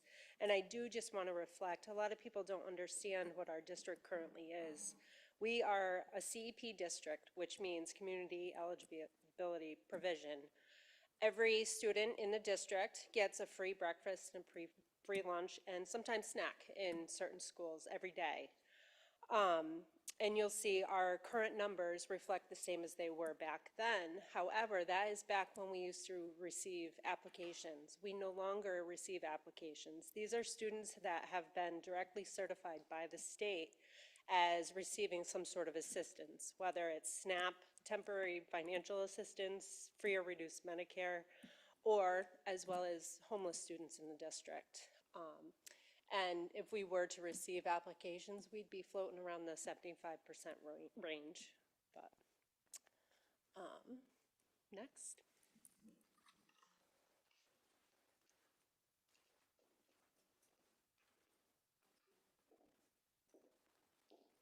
Next one, Josh? Yeah.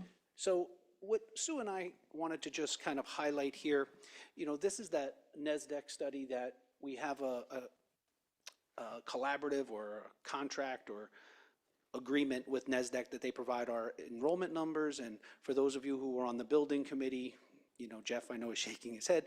These were the numbers that were utilized and utilized by the state to do such. You know, while we don't necessarily disagree nor agree with NESDEC, it was their predictors. We're noticing a change in some of them. And our couple next slides will show some of the change. It's pretty close, but I do think NESDEC needs to do a updated study, and I know they try every single year, and this is the most updated study that we have provided for you. Josh, thank you. So I just want to share a little anecdote which can illustrate what Michael was just saying. You know that we moved to a central registration. I think most of you know that. If you're not aware, if you're a new board member, we have a secretary, a registration secretary, who welcomes, we have a welcome center, she's bilingual, and she welcomes every single new family to the district and then reaches out to the specific schools and makes the introduction that way. So we have better control and we can provide continuity. Why that's important is that we had a summer like we've never had before. We did not anticipate the onslaught of new families to town. We registered approximately 150 new children that we didn't anticipate. We always expect, the summer to be busy when it comes to movement, but not like that. So we're kind of lovingly referring to that as the Field of Dreams syndrome, right? It's kind of like if you build it, they will come. They're coming. And what Michael was just talking about is that the numbers that we have exceed what NESDAQ has projected. So we have more kids. We're very excited about that. It's happy news, but it doesn't line up with the projections that we've been given.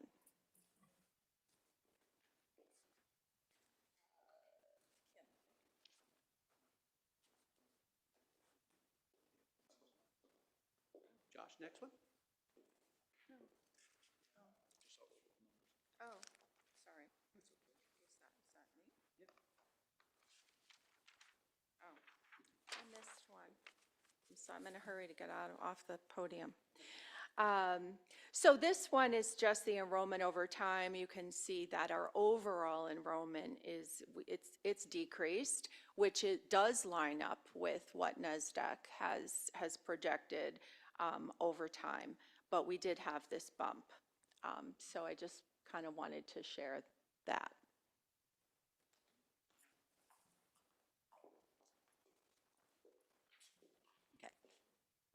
So the next page is, again, the detail of the enrollment by school, and this gives you our projected sections by grade for the 3 elementary schools and Torrington Intermediate School. It's important to note that, as Sue said, we get a lot of enrollments over the summer, so this number changes all summer long. We have to constantly look at possible adjustments. So I know on pages 27 to 30, the numbers of the sections don't necessarily match with the salary page, but the total number by school is the same, because as we get the new enrollments, we figure out where the grade level shifts are going to happen. And then even if exactly what you see on this page here is exactly what happens, we still won't know which teachers are going to move to which grade till we get more closer to June, because contractually they have until April 1st to tell us who's interested in an assignment change, and then we have to make those assessments in collaboration with the building administration. So in an interest of keeping the salary projections accurate, the pages 27 to 30 show like the current configuration by grade level, but the total number per school is the same in each of the cases of these 4 schools. And then on the next page, you can see the total enrollment for the middle school, the high school, and for Forbes Alternative School for Fast Academy. In these cases, they're really more content driven and they have more schedules that we don't necessarily look at the class sizes for each class, but you can see what the projected enrollment is for 26, 27 by grade level. And I think that's it. Baker. So in line with what was previously discussed regarding students and an influx of students that are coming in, we're experiencing that same thing in special education. In this document that you're looking on page 47, you're seeing that the number of special ed students as of October 1 has remained pretty similar to where it was the year before. However, we also, as Ms. Ferguson said, are seeing a steady increase of students who are enrolling into Torrington Public Schools with IEPs, and frankly, who are actually coming in needing full programmatic responsibilities, meaning they're going into small programs. On the next page, what you see is this is the magnet schools that we have. This is showing that the number of students who are choosing to go to magnet schools is actually on the decrease in Torrington Public Schools, which is wonderful, meaning that students are choosing to remain here in district. And you can see that the overall number of regular ed students and special ed students is decreasing steadily year after year as the trend goes. On the next page, what you'll see is the magnet school cost and for tuition and tuition only for the magnet school. You can see that the projection for the year 25-26 is also down. As the enrollment is down, then the tuition for those students is also down steadily. The next page is also magnet schools, but this is showing the cost of our special ed students and special ed services of the students that we service in the magnet schools. What you'll see is this is the cost not of the tuition, but it's the cost of the related services for special ed students in the magnet schools. So that means speech and language therapy, occupational therapy, special ed services, counseling and nursing, et cetera. That is what's considered a related service. That number is down, as was the number of the students that are going to the magnet school. On the next page, we begin a breakdown regarding our VOAG schools that students attend from Torrington Public Schools. You'll see also that that number is decreasing, and students, again, are choosing to remain in Torrington Public Schools and not going out to the VOAG schools. But you could see the numbers here of regular ed students who have chosen that option, in addition to the special education students who have chosen that option. The next page breaks down the tuition cost for regular education and special education students who are attending the VOAG schools. Again, that cost has gone down since last year and has steadily decreased as the number of the students in those VOAG sites has decreased. The last depiction that you see on page 53 of the VOAG is the special education students related services cost. Again, this is not the tuition cost, but this is the cost of students who are incurring related services who are special education. That is special ed instruction, speech and language, occupational physical therapy, counseling, and nursing. That cost has increased, and again, it's not due to the fact that the student number of special ed students going into VOAG has increased, and much in line with the related services that also has increased in cost. The next couple pages explores the charter schools options for Torrington Public Schools. And again, you could see here a steady decrease in the charter students who are choosing to partake in charter schools, again, as they're remaining in Torrington Public Schools. On page 55, it breaks down the charter school costs here of special education students that are there in that site. And again, you'll see that that number of the related service cost has actually slightly increased with the number of students, of special ed students who are there. The next breakdown you're going to see is around tuition costs for the private and the public IEP students out of district. So on page 56, you can see that the number is steadily decreasing and that we are able to continue to keep students within the public school system based on programming that is done. It's an excellent job that's done at each of our schools. That number has decreased down to 72 students from the previous year of 78 students.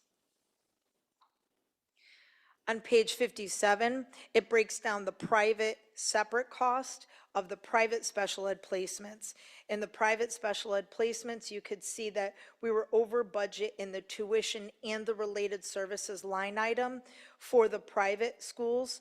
However, in the following page, where you could see the public outplaced students, students that are there in terms of their tuition cost and their related services cost is down from last year considerably.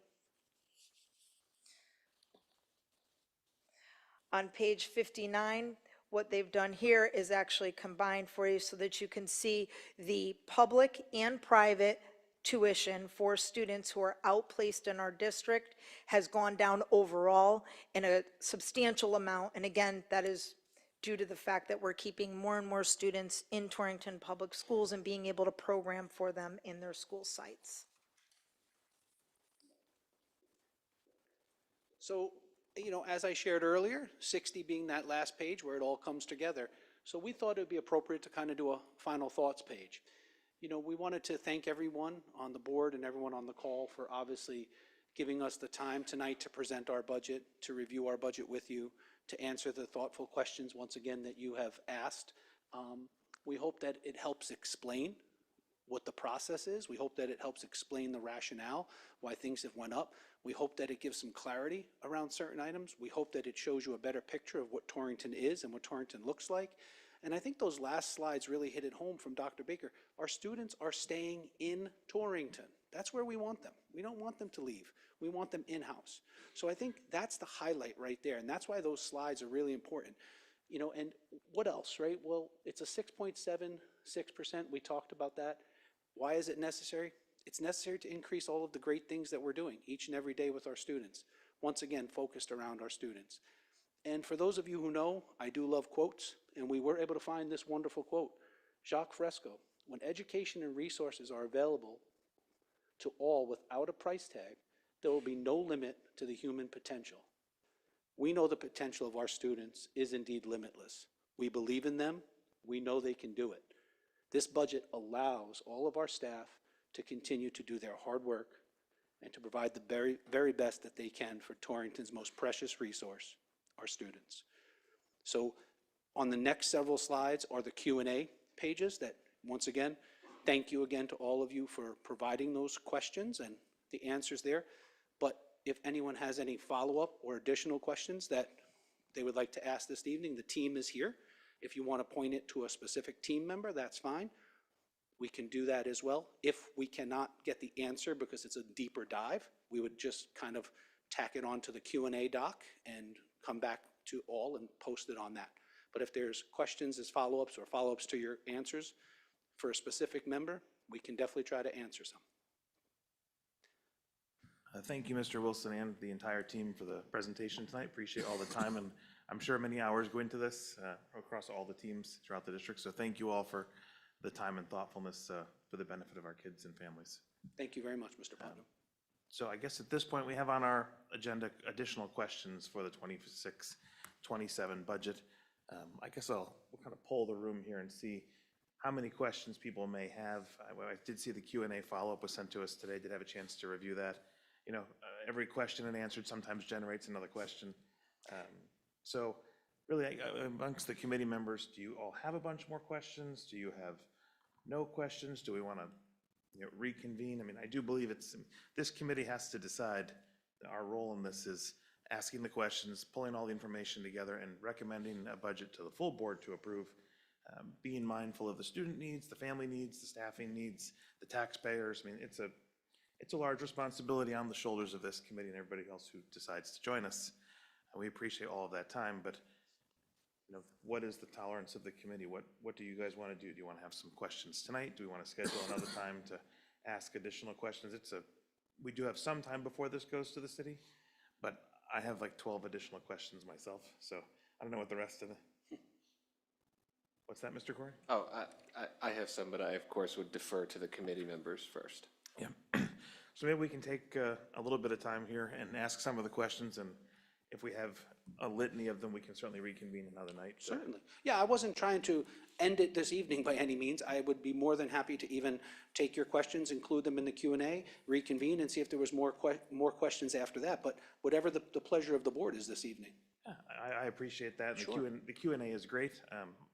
I myself, and we can tolerance of the committee, I do enjoy the back and forth a little bit, so we get to the bottom of the actual question. I mean, Sure. the response is great, but I now have probably 3 or 4 more follow-ups on the responses. So Sure.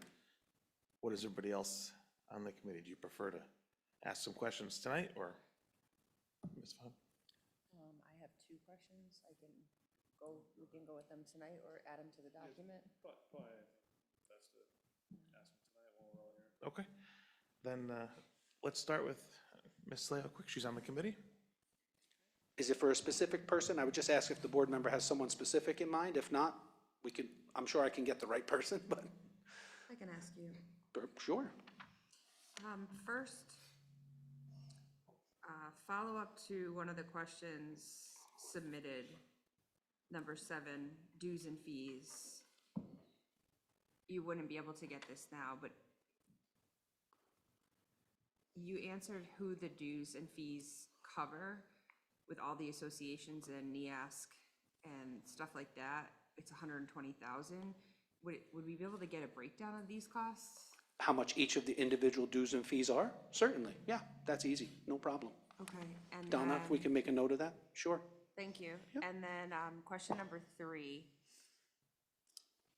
561001, you explained the breakdown, but I'm not sure why it was a nearly $500,000 increase for next year?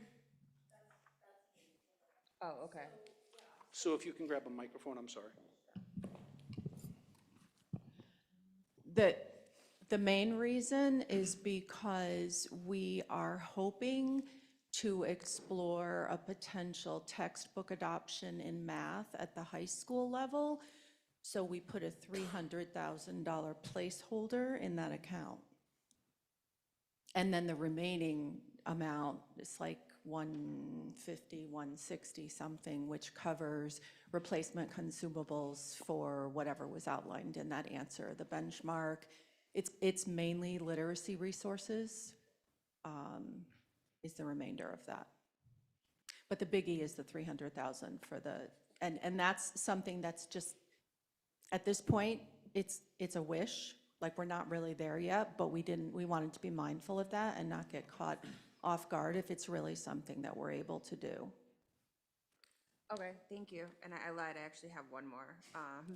For under number 9 with the no interventionist at the high school, but you added that there was a new position called an academic engagement specialist. Are you able to say if this has been an effective program for the high school? I would say so far, yes, we're getting really good feedback. The position is something that the high school principal has been kind of toying with the idea of this for quite some time. And the person in that role currently works really closely with the school counselors, directly with students, directly with the counselors, directly with social workers and special education, kind of acts as a liaison to FAST Academy, helps to support children in transition. So yes, I would say yes, unequivocally. Thank you. Mr. Cronin, Mr. Kalusha, do you have any questions? Yeah, just one. Don't mean to boil this down just to a question about bleachers, but I know in the previous meeting, we had approved that proposal for the maintenance and inspections of the bleachers, and I know that there seems to be for scoreboards and bleachers, not sure how that money is allocated for that item specifically, but I guess my question is, are we just ensuring that we're getting what we need out of these inspections? If I understand these things kind of have a lifetime, eventually you can only maintain it so much, but just kind of a thought I had about that. Sure. I can start with the scoreboard piece. The scoreboard is for the scoreboard outside currently, and that scoreboard, if those of us who were here on the Thanksgiving Day game, was pretty embarrassing that the scoreboard decided not to work that day. And all of the repairs that have been done on it, it's just that it's end of life. They cannot come out and repair it anymore. I believe, and this is just from what our team of maintenance folks had said, water got in there, the board keeps getting fried, there's no way to watertight it, the company can't guarantee it. So that's why that's for the scoreboard. And for the bleachers, I know Mr. Pergola talked about that company coming out, but I believe, Donna, do you have more information on the bleachers, or Dean? Mr. Pergola has more information on that. I believe those bleachers in there are for the new complex, so they're going to be portable bleachers that can be used for the softball and then moved over to soccer and things of that nature that we don't have right now. So they're not related to the maintenance and. And Mr. Kaleja, that was asked for just at the building committee at length. It just didn't make the cut from the building committee, so it does come back to the Board of Ed. I know Mr. Putnam was advocating very strongly that evening, as was I, but unfortunately it did not make the cut. I'd like to tag on a follow-up question on those questions. Those are, typically those are kind of capital type things. I mean, it's a replacement scoreboard, a new set of bleachers. Typically we would see that type of an expense on the capital request. And also, as far as the bleachers go, have we talked to the building committee? There is that Eversource rebate money that they have now sliced 17 ways to Sunday on how we're going to spend it. But I want to make sure that, one, if we're going to do it, I believe it belongs in capital, but we could defer on that. Just typically in Torrington, we go for those things out of capital rather than out of operating. It's just it's been a transparency to the city type thing. They've asked us questions about it before, so my personal preference would be to see those things We could certainly move in those, the absolutely. capital request, Yeah. but I would be interested in the bleachers. Sure. These are the bleachers for the new turf fields, of course. That's correct. And they're going to be rolling so that they don't ruin the turf. I know Mr. Longobuco and Mr. Aram were thinking about it and looking into it with the Eversource rebate, but, you know, we know that we need them if we're going to invite fans to come and watch. But I don't disagree. If you'd like to move it into capital, we certainly can. If that's the board's pleasure, we can move the scoreboard and the rolling bleachers into the capital. I do know there is talk too that we may be receiving a donation for the rolling bleachers from the class of 50 years ago. But I have yet to see that come through, but I know that that was a talk when they came back for their 50-year reunion. So there are other ways to possibly get them. I know Mr. Longobuco and Mr. Aram were talking about it as part of the rebate, but we can certainly move that into capital if that's the board's pleasure. And we can certainly ask the building committee at their next scheduled meeting tomorrow. I think that'd be appropriate. Anybody else on the committee or representatives of the committee have any questions, any follow-ups before I turn it over to other board members who may be here? Anybody else? All right, Mr. Corey, you're up. Thank you. He's been waiting. Well, okay. From the top, just while we're on the point of the capital, I agree with Mr. Putnam, actually. There are quite a few things that we've discussed or read about that really ought to be in the capital budget. The one thing that we didn't mention but should be there is like electronics, right? Like Chromebooks, laptops. We've traditionally done those as a tech capital. My understanding is actually that they're presently in this budget proposal as well as the capital budget proposal, which I am not a fan of. I don't think we should double request things. Just my preference for the input to the committee, I suppose, where the budget lives at this stage, would be to remove those from this budget and to reduce their request amount by that amount. I just think that we have to keep ourselves honest, or somebody else will do it much more aggressively. All right, now let me start from the top with all the things I wrote down. First one, I just made a little note.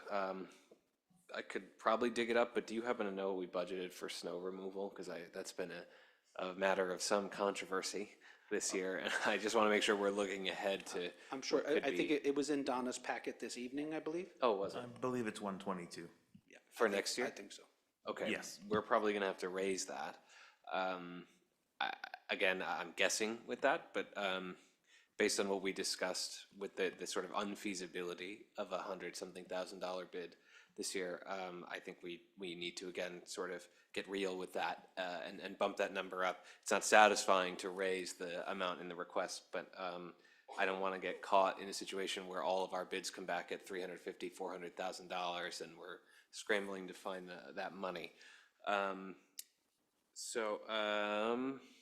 The next one is the non-union salary increases. We're budgeting for, and I know what was at the time the contract was negotiated, the sort of amalgamated local 1579 is getting for, I think across the board for their members, but for example, the TEA is getting a 0 general wage increase. And I'm not sure what the TPSAA is getting. I'm not sure if you guys know, or if Mr. Michelson as their representative know what the general wage increase is, if anything. 375.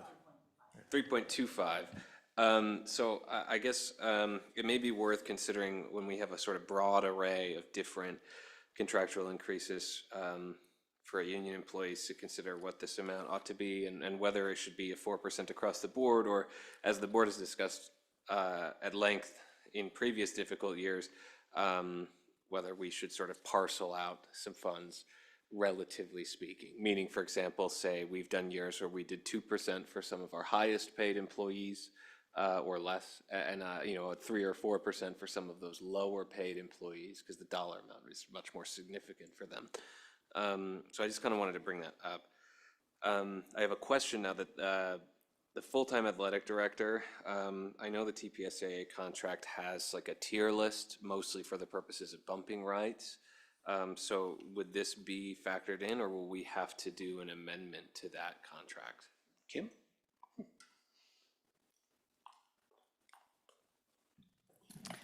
Yes, if the board was interested in this position, it would require an MOU with the union. So, and we have already been just kind of talking about it so that we have this placeholder, you know, kind of with a number that we kind of thought would land, but it would certainly require a full MOU with the board and with the union to be able to finalize it. Okay, thank you. We also are discussing, I'm still sort of in this, it's page 8 of the budget, this sort of overview section, an addition of 2 special education teachers in programmatic classrooms. The justification would be to meet students' needs in district. So are we anticipating a reduction in spending on outplacements because we're bringing these students in, or is this because more of our sped students need interventions at the programmatic level? Thank you, because that is a very thoughtful question. We're actually incurring more and more students coming into the district with more disability requiring more self-contained environment. Currently, those 2 positions specifically are offset through a grant, our SEED grant, but it is for students coming into district already with IEPs. We are fortunate that students still don't have to be outplaced, but the majority of the students are coming in at the younger levels, and they're coming in with significant IEPs requiring self-contained classrooms. Thank you. So wait, so are these new positions, or are these moving into general budget from the SEED grant? There are 2 new positions using the SEED grant to have those positions be in play. Okay, so these aren't in the operating budget proposal. They've just been enumerated here so we know who we're adding. As a grant, exactly. Okay. Thank you, Dr. Baker. I next want to talk about, on page 9, we're looking at the increase in communications, right? It's a 106% increase. Describes mostly due to licensing and reflects expirations. My understanding is that in accordance with accounting principles and the law, the board made a substantial pre-purchase of licensing, which again is permissible because of the discount received last fiscal year. So now, after having done that, we're looking down the barrel of 100% increase for what is justified as licensing. So I want to talk about that a little bit more. What's happening there? Yeah, I'm just going to stop my question there. It's okay.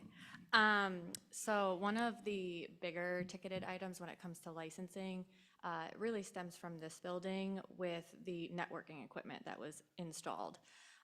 So now we have a substantial amount of networking licenses that are at an end of life. So it's usually either a 1, 3, or 5-year license. We're coming up on all of that ending.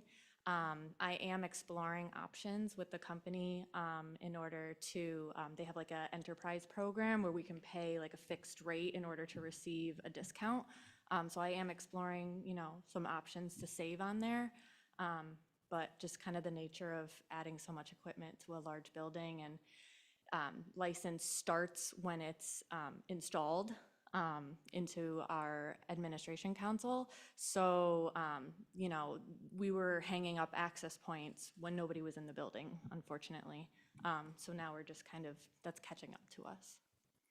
Okay, and that's not inclusive of the licenses that we pre-purchased already? No, that's different, yeah. Okay. Mr. Corey, if I could add something, Ms. Vance, could you give us an idea how many access points are in this building and the one next to it? So, just ballpark?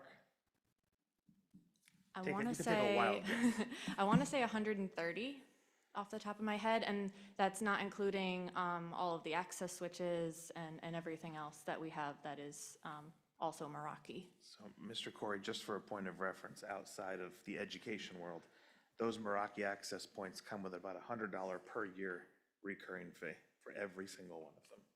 So as you can see, the Meraki stuff is great equipment, but it does come with a sizable renewal fee, which in a building of this size is significant. So just to give you a point of reference on where some of that cost is coming from.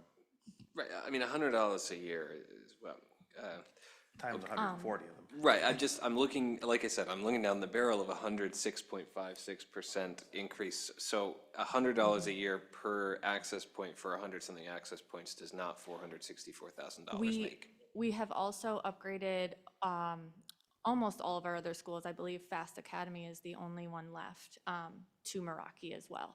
So that would make our entire district Meraki. Okay, but there's potential for, an enterprise licensing agreement. Correct, et yes, cetera. I am Okay. exploring that option. Okay, I'll drop that one for now.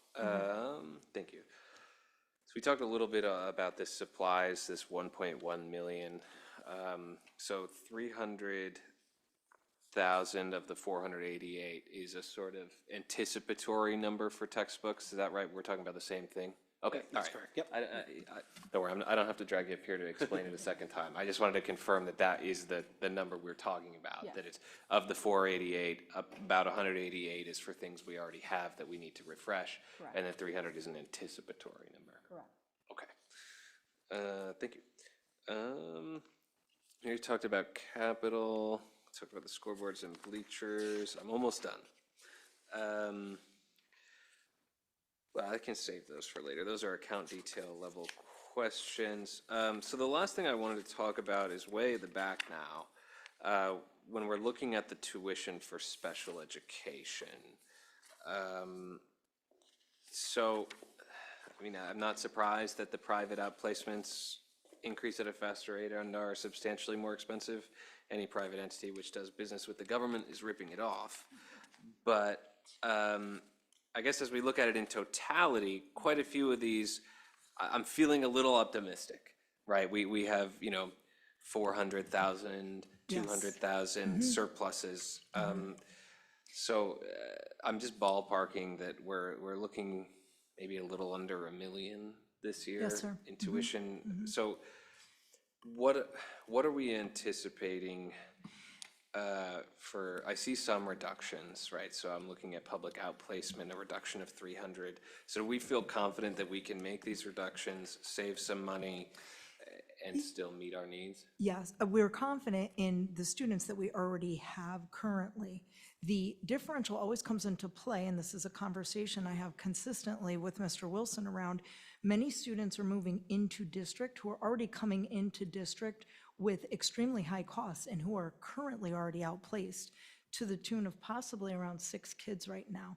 And you know that can go right up to about $500,000 to $700,000. So we are consistently doing a great job of using our least restrictive environments in schools and keeping kids. And as kids graduate out, that's wonderful for us. It's when students come into district already with that incurred cost and that IEP intact.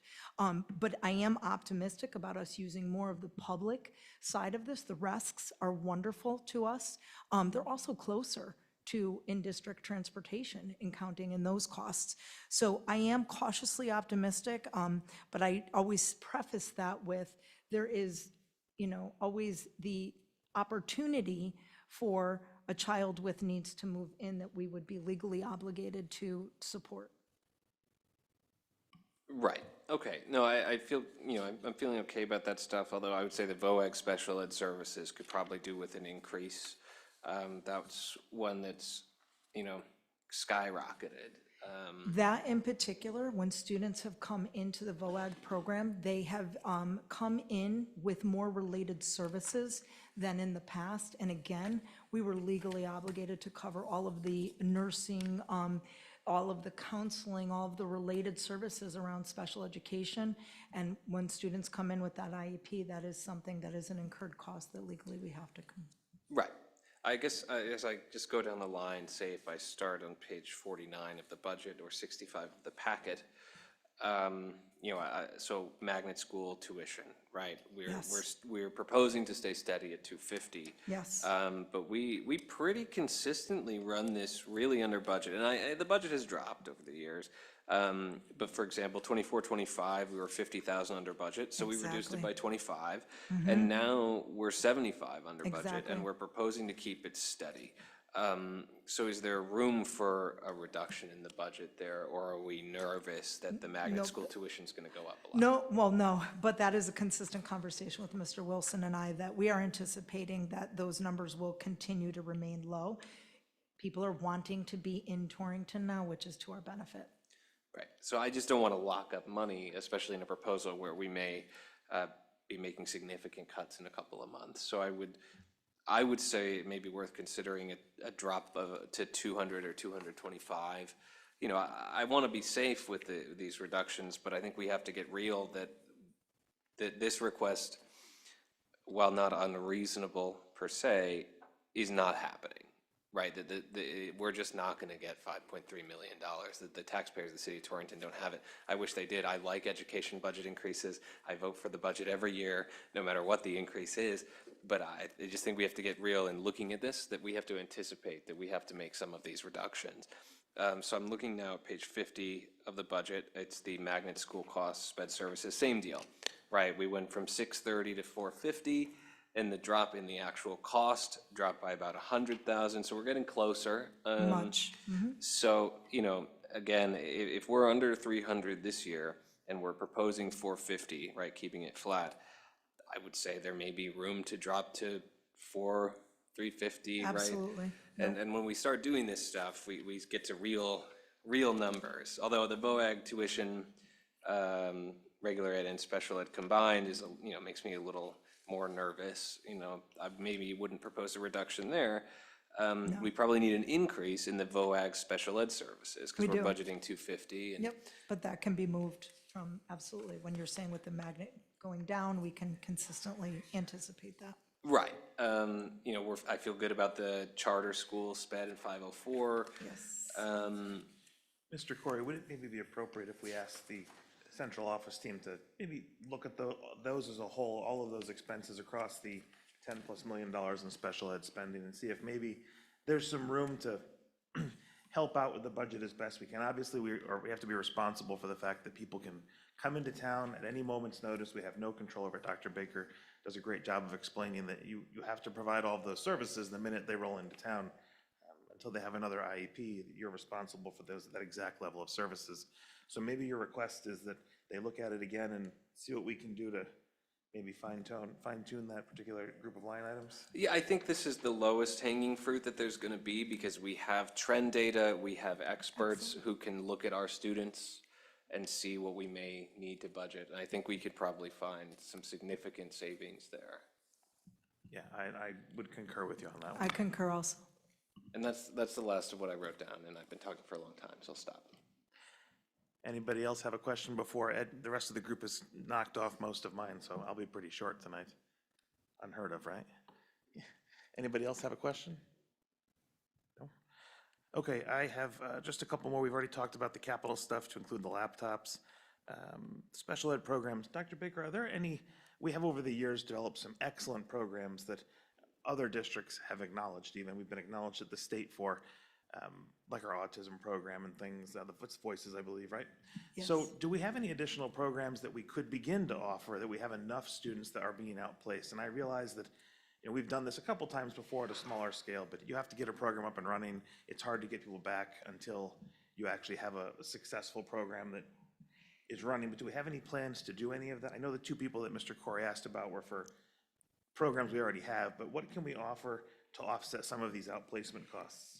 That's a very thoughtful question, and it is something we've been continuing to wrap our heads around. Currently, right now, we are looking at adding programming into the schools to increase the least restrictive environment in those two lower level buildings, because we are incurring many students coming in with IEPs from other urban districts in state. So we are looking at that. We're very fortunate that Ed Advance has been supportive with a certain population that they support us also. But right now, there is different needs presenting themselves, but we have looked at some of the outplacement components to see where those majority students fall in terms of a primary disability. So it is something that we are looking at. And I will tell you, the Transition Academy, that is an outstanding program for our 18 to 22-year-olds, where now all kids can finish their education here in Torrington, and it's top-notch. Great, I think we kept the staff that was teaching that, we've just relocated them, right? That program moved pretty much intact into a new facility, Which has now enticed more parents to want to come and look at the program because it's more localized, it's centralized on a bus line. There's so many more added components. Like you said, Mr. Pergola built a beautiful, beautiful place upstairs for us. So, but again, yes, we are looking at those types of programs for our kids around a certain primary disability for support. I would just think that with the Alliance dollars that we're fortunate to have and the seed money that we just got, it's an opportunity we're investing in our community and our students, but maybe to have a return on that investment beyond just the education of the kids. If we can bring $150,000 kids back and give them a better education here, it's not just about the cost, right? It's about giving them a better education. And Mr. Putnam, the seed grant is offsetting teachers within those schools that is going to offer our kids a much better program right in their hometown. Great, thank you. Next one up, let's see, we talked about the PE one. I did ask the question in the Q&A, and I sort of follow the answer, but it looks like there still would be a half FTE less of a PE teacher. Just Yeah, so currently, the athletic director's role, similar to like our department chairs, provides that he only teaches half-time. The other half-time, he's conducting duties that are related to his athletic director role. So in cutting that 0.5 FTE, we'll lose no instructional time whatsoever. how do we not lose instructional time if the half of the FTE is teaching classes? Because we're keeping the half that he's teaching. We're only cutting the half that he's doing the athletic director duties because we're hiring a full-time athletic director in the TPSAA to do those athletic director duties. Maybe that's the part I'm missing. It said 0.5 PE teacher elimination. I didn't realize that. So half of that is the role, and there's a stipend that goes on top of the half FTE? Correct, yes. That was my disparity. No, so yeah, so we'll lose no instructional time whatsoever. Yeah, I would think that's the one thing that with everybody, Sure. we would want to add. I mean, as far as FTEs, that's one area 1000%. that we're going to need. I would be shocked if the athletic director comes in and says that we don't need more. Yeah, so no, it will not reduce what's being offered for PE and health for the students at the high school whatsoever. Great, thank you very much. You're welcome. Mr. Wilson, our team on the health insurance, I know we don't have a final number yet, but it is one of the largest cost drivers of our increase. It showed as about 2.2 million. Do we have any sense as to when we're going to get a better number on that or where we're at? So I called Brown & Brown again today. They are actively still working with our current provider, and there is no update. Unfortunately, that's why even in the document it was potential. And yes, the 2.2 million is the placeholder. It is variable at this point. Brown & Brown is hopeful that they will get us a number within the month, so 30 days basically, but I would like it sooner than later because that is going to be a big driving factor. So I am on the phone with Brown & Brown very, very often, so I will update that number and update the board as soon as that number comes in, but that was kind of where we were in the very beginning stages, but Brown & Brown is still actively trying to work that number, and hopefully, I'd like to stay optimistic, hopefully it's lower. I just don't see that with the trends that are going, as Donna had shared. National trends across the state and across the country, especially with certain providers actually going enormously high. And I'm not knocking any particular provider when I share that. I think Brown & Brown does a great job representing us and working for us. So I understand your question, Mr. Putnam, and as soon as we have it, I would like it sooner than later.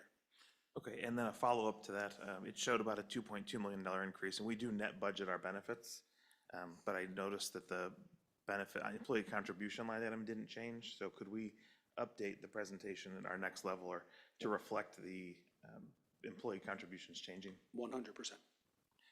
Great.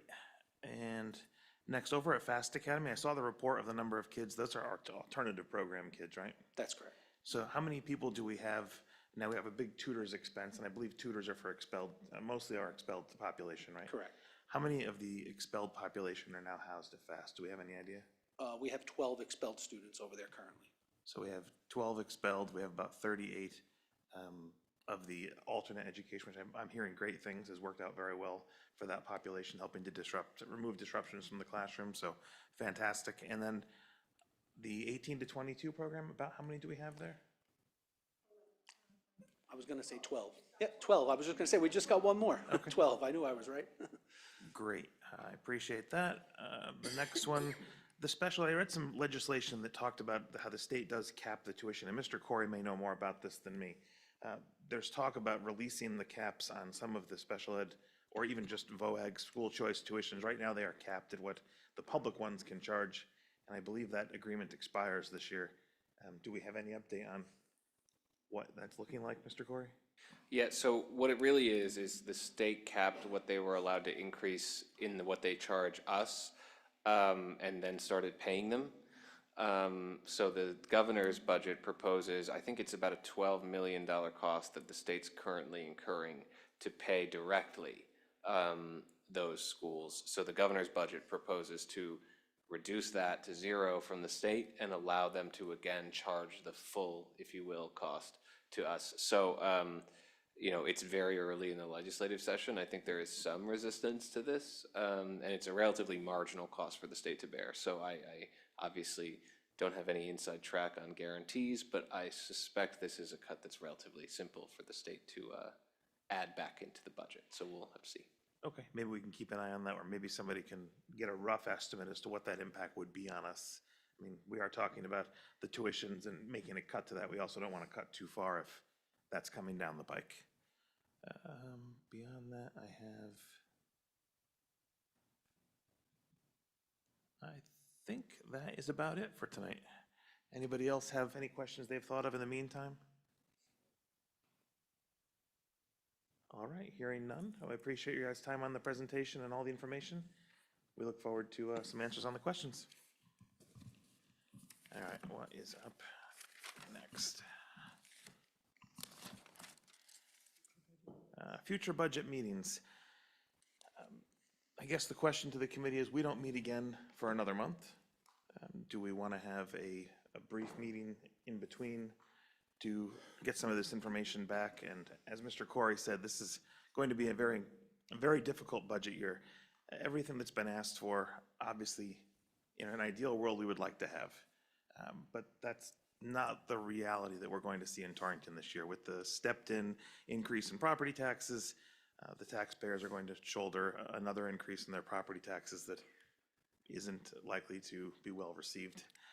So I know all city departments are being asked to provide budget requests that are doable, we'll say. I mean, and we would argue very successfully that we need this money, but I do think the committee needs to consider what we think an appropriate number, well, not appropriate, but what we want to go to the city asking for, whether that's the entire amount that superintendent and his team comes back at, or if we feel a different amount needs to go. In years past, we've kind of had the discussion, where do we want to come in at? And we bring that to the full board, and then from the full board, that goes to the city. So I open the floor to anybody's opinion on what they think. Do we want to meet one more time and get some of these answers, see the changes? Mr. Wilson may have an update on health insurance. How does the committee like to handle that? I think one thing the committee has done in the past, we have basically hearings, coffee with the superintendent or whatever we're calling it this year. But members of the committee are there anyway and hear it, and then you could have a brief committee meeting after that session to discuss the results of that and any other questions that might have come up. Just a suggestion. Anybody else have an opinion on this? What you'd like to see? No? Donna, do you have the schedule in front of you? I don't have the next scheduled meeting. The coffee one that Mr. Kisco is speaking of, I believe, is actually after our March meeting. Yeah, I was just pulling it up. You're correct. I believe it is. Let me just grab it. March 16th, I'm told. Is the coffee, and our meeting is it the 11th? Correct. Would everybody like to do? Are we expecting the central office to kind of relook at some of the? I think we're going to get back from the comments that we got tonight. A lot of departments have a couple changes to make. We're going to pull out the capital. We're going to make some changes possibly to the overall special ed budget. We're looking at changing some of the health insurance numbers. There's just a bunch of pieces So I don't know if it's appropriate to put a timeline on those changes and then schedule a meeting after that. I don't know if that's an appropriate procedure to provide a timeline as to those changes and then say, for example, that's 2 weeks from now, then that following week we can reconvene, which would put us 1 week prior to our meeting. Yeah, I think, going with that schedule, we have the 2 scheduled dates already. Yep. I believe, to Mr. Kisco's point, we could definitely either utilize one prior to the other and just flip-flop them if that was the subcommittee's pleasure. I think that might be appropriate. For example, maybe if we were to have the coffee first and then have our meeting and gain any more insight or any more questions, and then keep that regularly scheduled meeting, just flip-flop the day. I think that would be appropriate to let us do the changes that were made, hear from the community, and then also come back and meet with the group and share everything. Sure, we could do that. We need to get those revised numbers out to the community so they could see them first. That would Oh, be the- absolutely, yeah. By what was it, March 11th? March 16th was But the March 11th was the. the regular yeah. schedule. So if we did the coffee March 11th, we would have that ready by March 11th, that's fine. And then we would have the 16th would be the meeting with this subcommittee. Unless you wanted to piggyback that both nights and do 2 into 1, as Mr. Kisco said, then I would keep your meeting that day, that regularly scheduled day, and we would meet after that, after meeting with the community. That works too. And the budget's not due into the city until, is it April 1? Yes. Donna has it, April 14th. 14th, yeah. So we have one more meeting in April prior to, so let's do this. Let's leave one more full board meeting. Yeah, the full Board of Education has to Right, of adopt the course. budget and transmit it to the city. So Mr. Kisco's suggestion is probably the best if you were to keep your monthly meeting on the 11th, and then at the time of the public hearing or whatever, again, whatever we're calling it now, have a budget meeting after that where the committee considers that input, reviews the budget a final time, and then votes to adopt a budget. And that way the Board of Education can review it at its meeting at the end of March, and we can meet the deadline. So we'll leave facilities as is on the 11th, and then we'll do a coffee and budget with a little bit of a follow-up meeting afterwards, and then have an additional meeting as necessary on the 16th. Is that what everybody's proposing here? No, I think you have it off, the hearing is already on the 16th. So what I would say is you could keep your March 11th meeting, right, where we discuss same all the thing. changes. Yeah, and then you do a final committee meeting at which you would expect to adopt a final budget for recommendation to the board after you've heard from the community. On the Right, 16th. and that way the board at its regular meeting in March can consider and at its pleasure adopt a final budget or punt it to a special meeting before the 14th of April, whichever the board All right, wants to let's do that. We'll leave the 11th as is. If the administration can get us back some of the answers in advance for review, if that would be possible. So we have an idea what that final number looks like. And then we'll leave everything else as is. And if we need to add another meeting, we'll add another meeting. All right, topics for future meetings. We have budget transfers, I believe, next month. We're going to have some budget transfers to be made. Anything else besides budget 26, 27 questions? Anything else anybody would like to see on the agenda? All right. Comments for the good of the order? We'll start down with Marissa. I can't see the whole corner, so. Thank you, everybody. Wonderful meeting. Thank you. Thank you, great meeting. Great meeting, thank you. I love the transparency in this budget. There's so much in there to see, and makes it really easy to ask questions and look at it and see where we're going. Thank you for taking the time to answer the questions. Good meeting, thanks. So far, so good. Excellent meeting. We're talking about the FAST committee, about the FAST Academy, a lot of talk about that. SICK will be at the FAST Academy next meeting, what is that, first? Whatever it is in March. And we will be there. So if you want to see the place and hear more about it, come to the SICK meeting. Plug Mr. Kisco for your next meeting. And I thank everybody for all the time. We understand that this takes hours and hours. And Ms. Megan, up top, do you have a comment for the good of the order? I looked up and saw you smiling. Great meeting, great presentation, thank you. And happy birthday once again. Thank your you. family for letting you hang out with us tonight. Thank you. We appreciate all you guys have done. I know this is a lot of work. There's a lot more to be done. And we look forward to collaborating with you guys on it, and we'll see you again in a month. Motion to adjourn? All those in favor? And this meeting is adjourned at 8:18 PM. Thank you, everybody.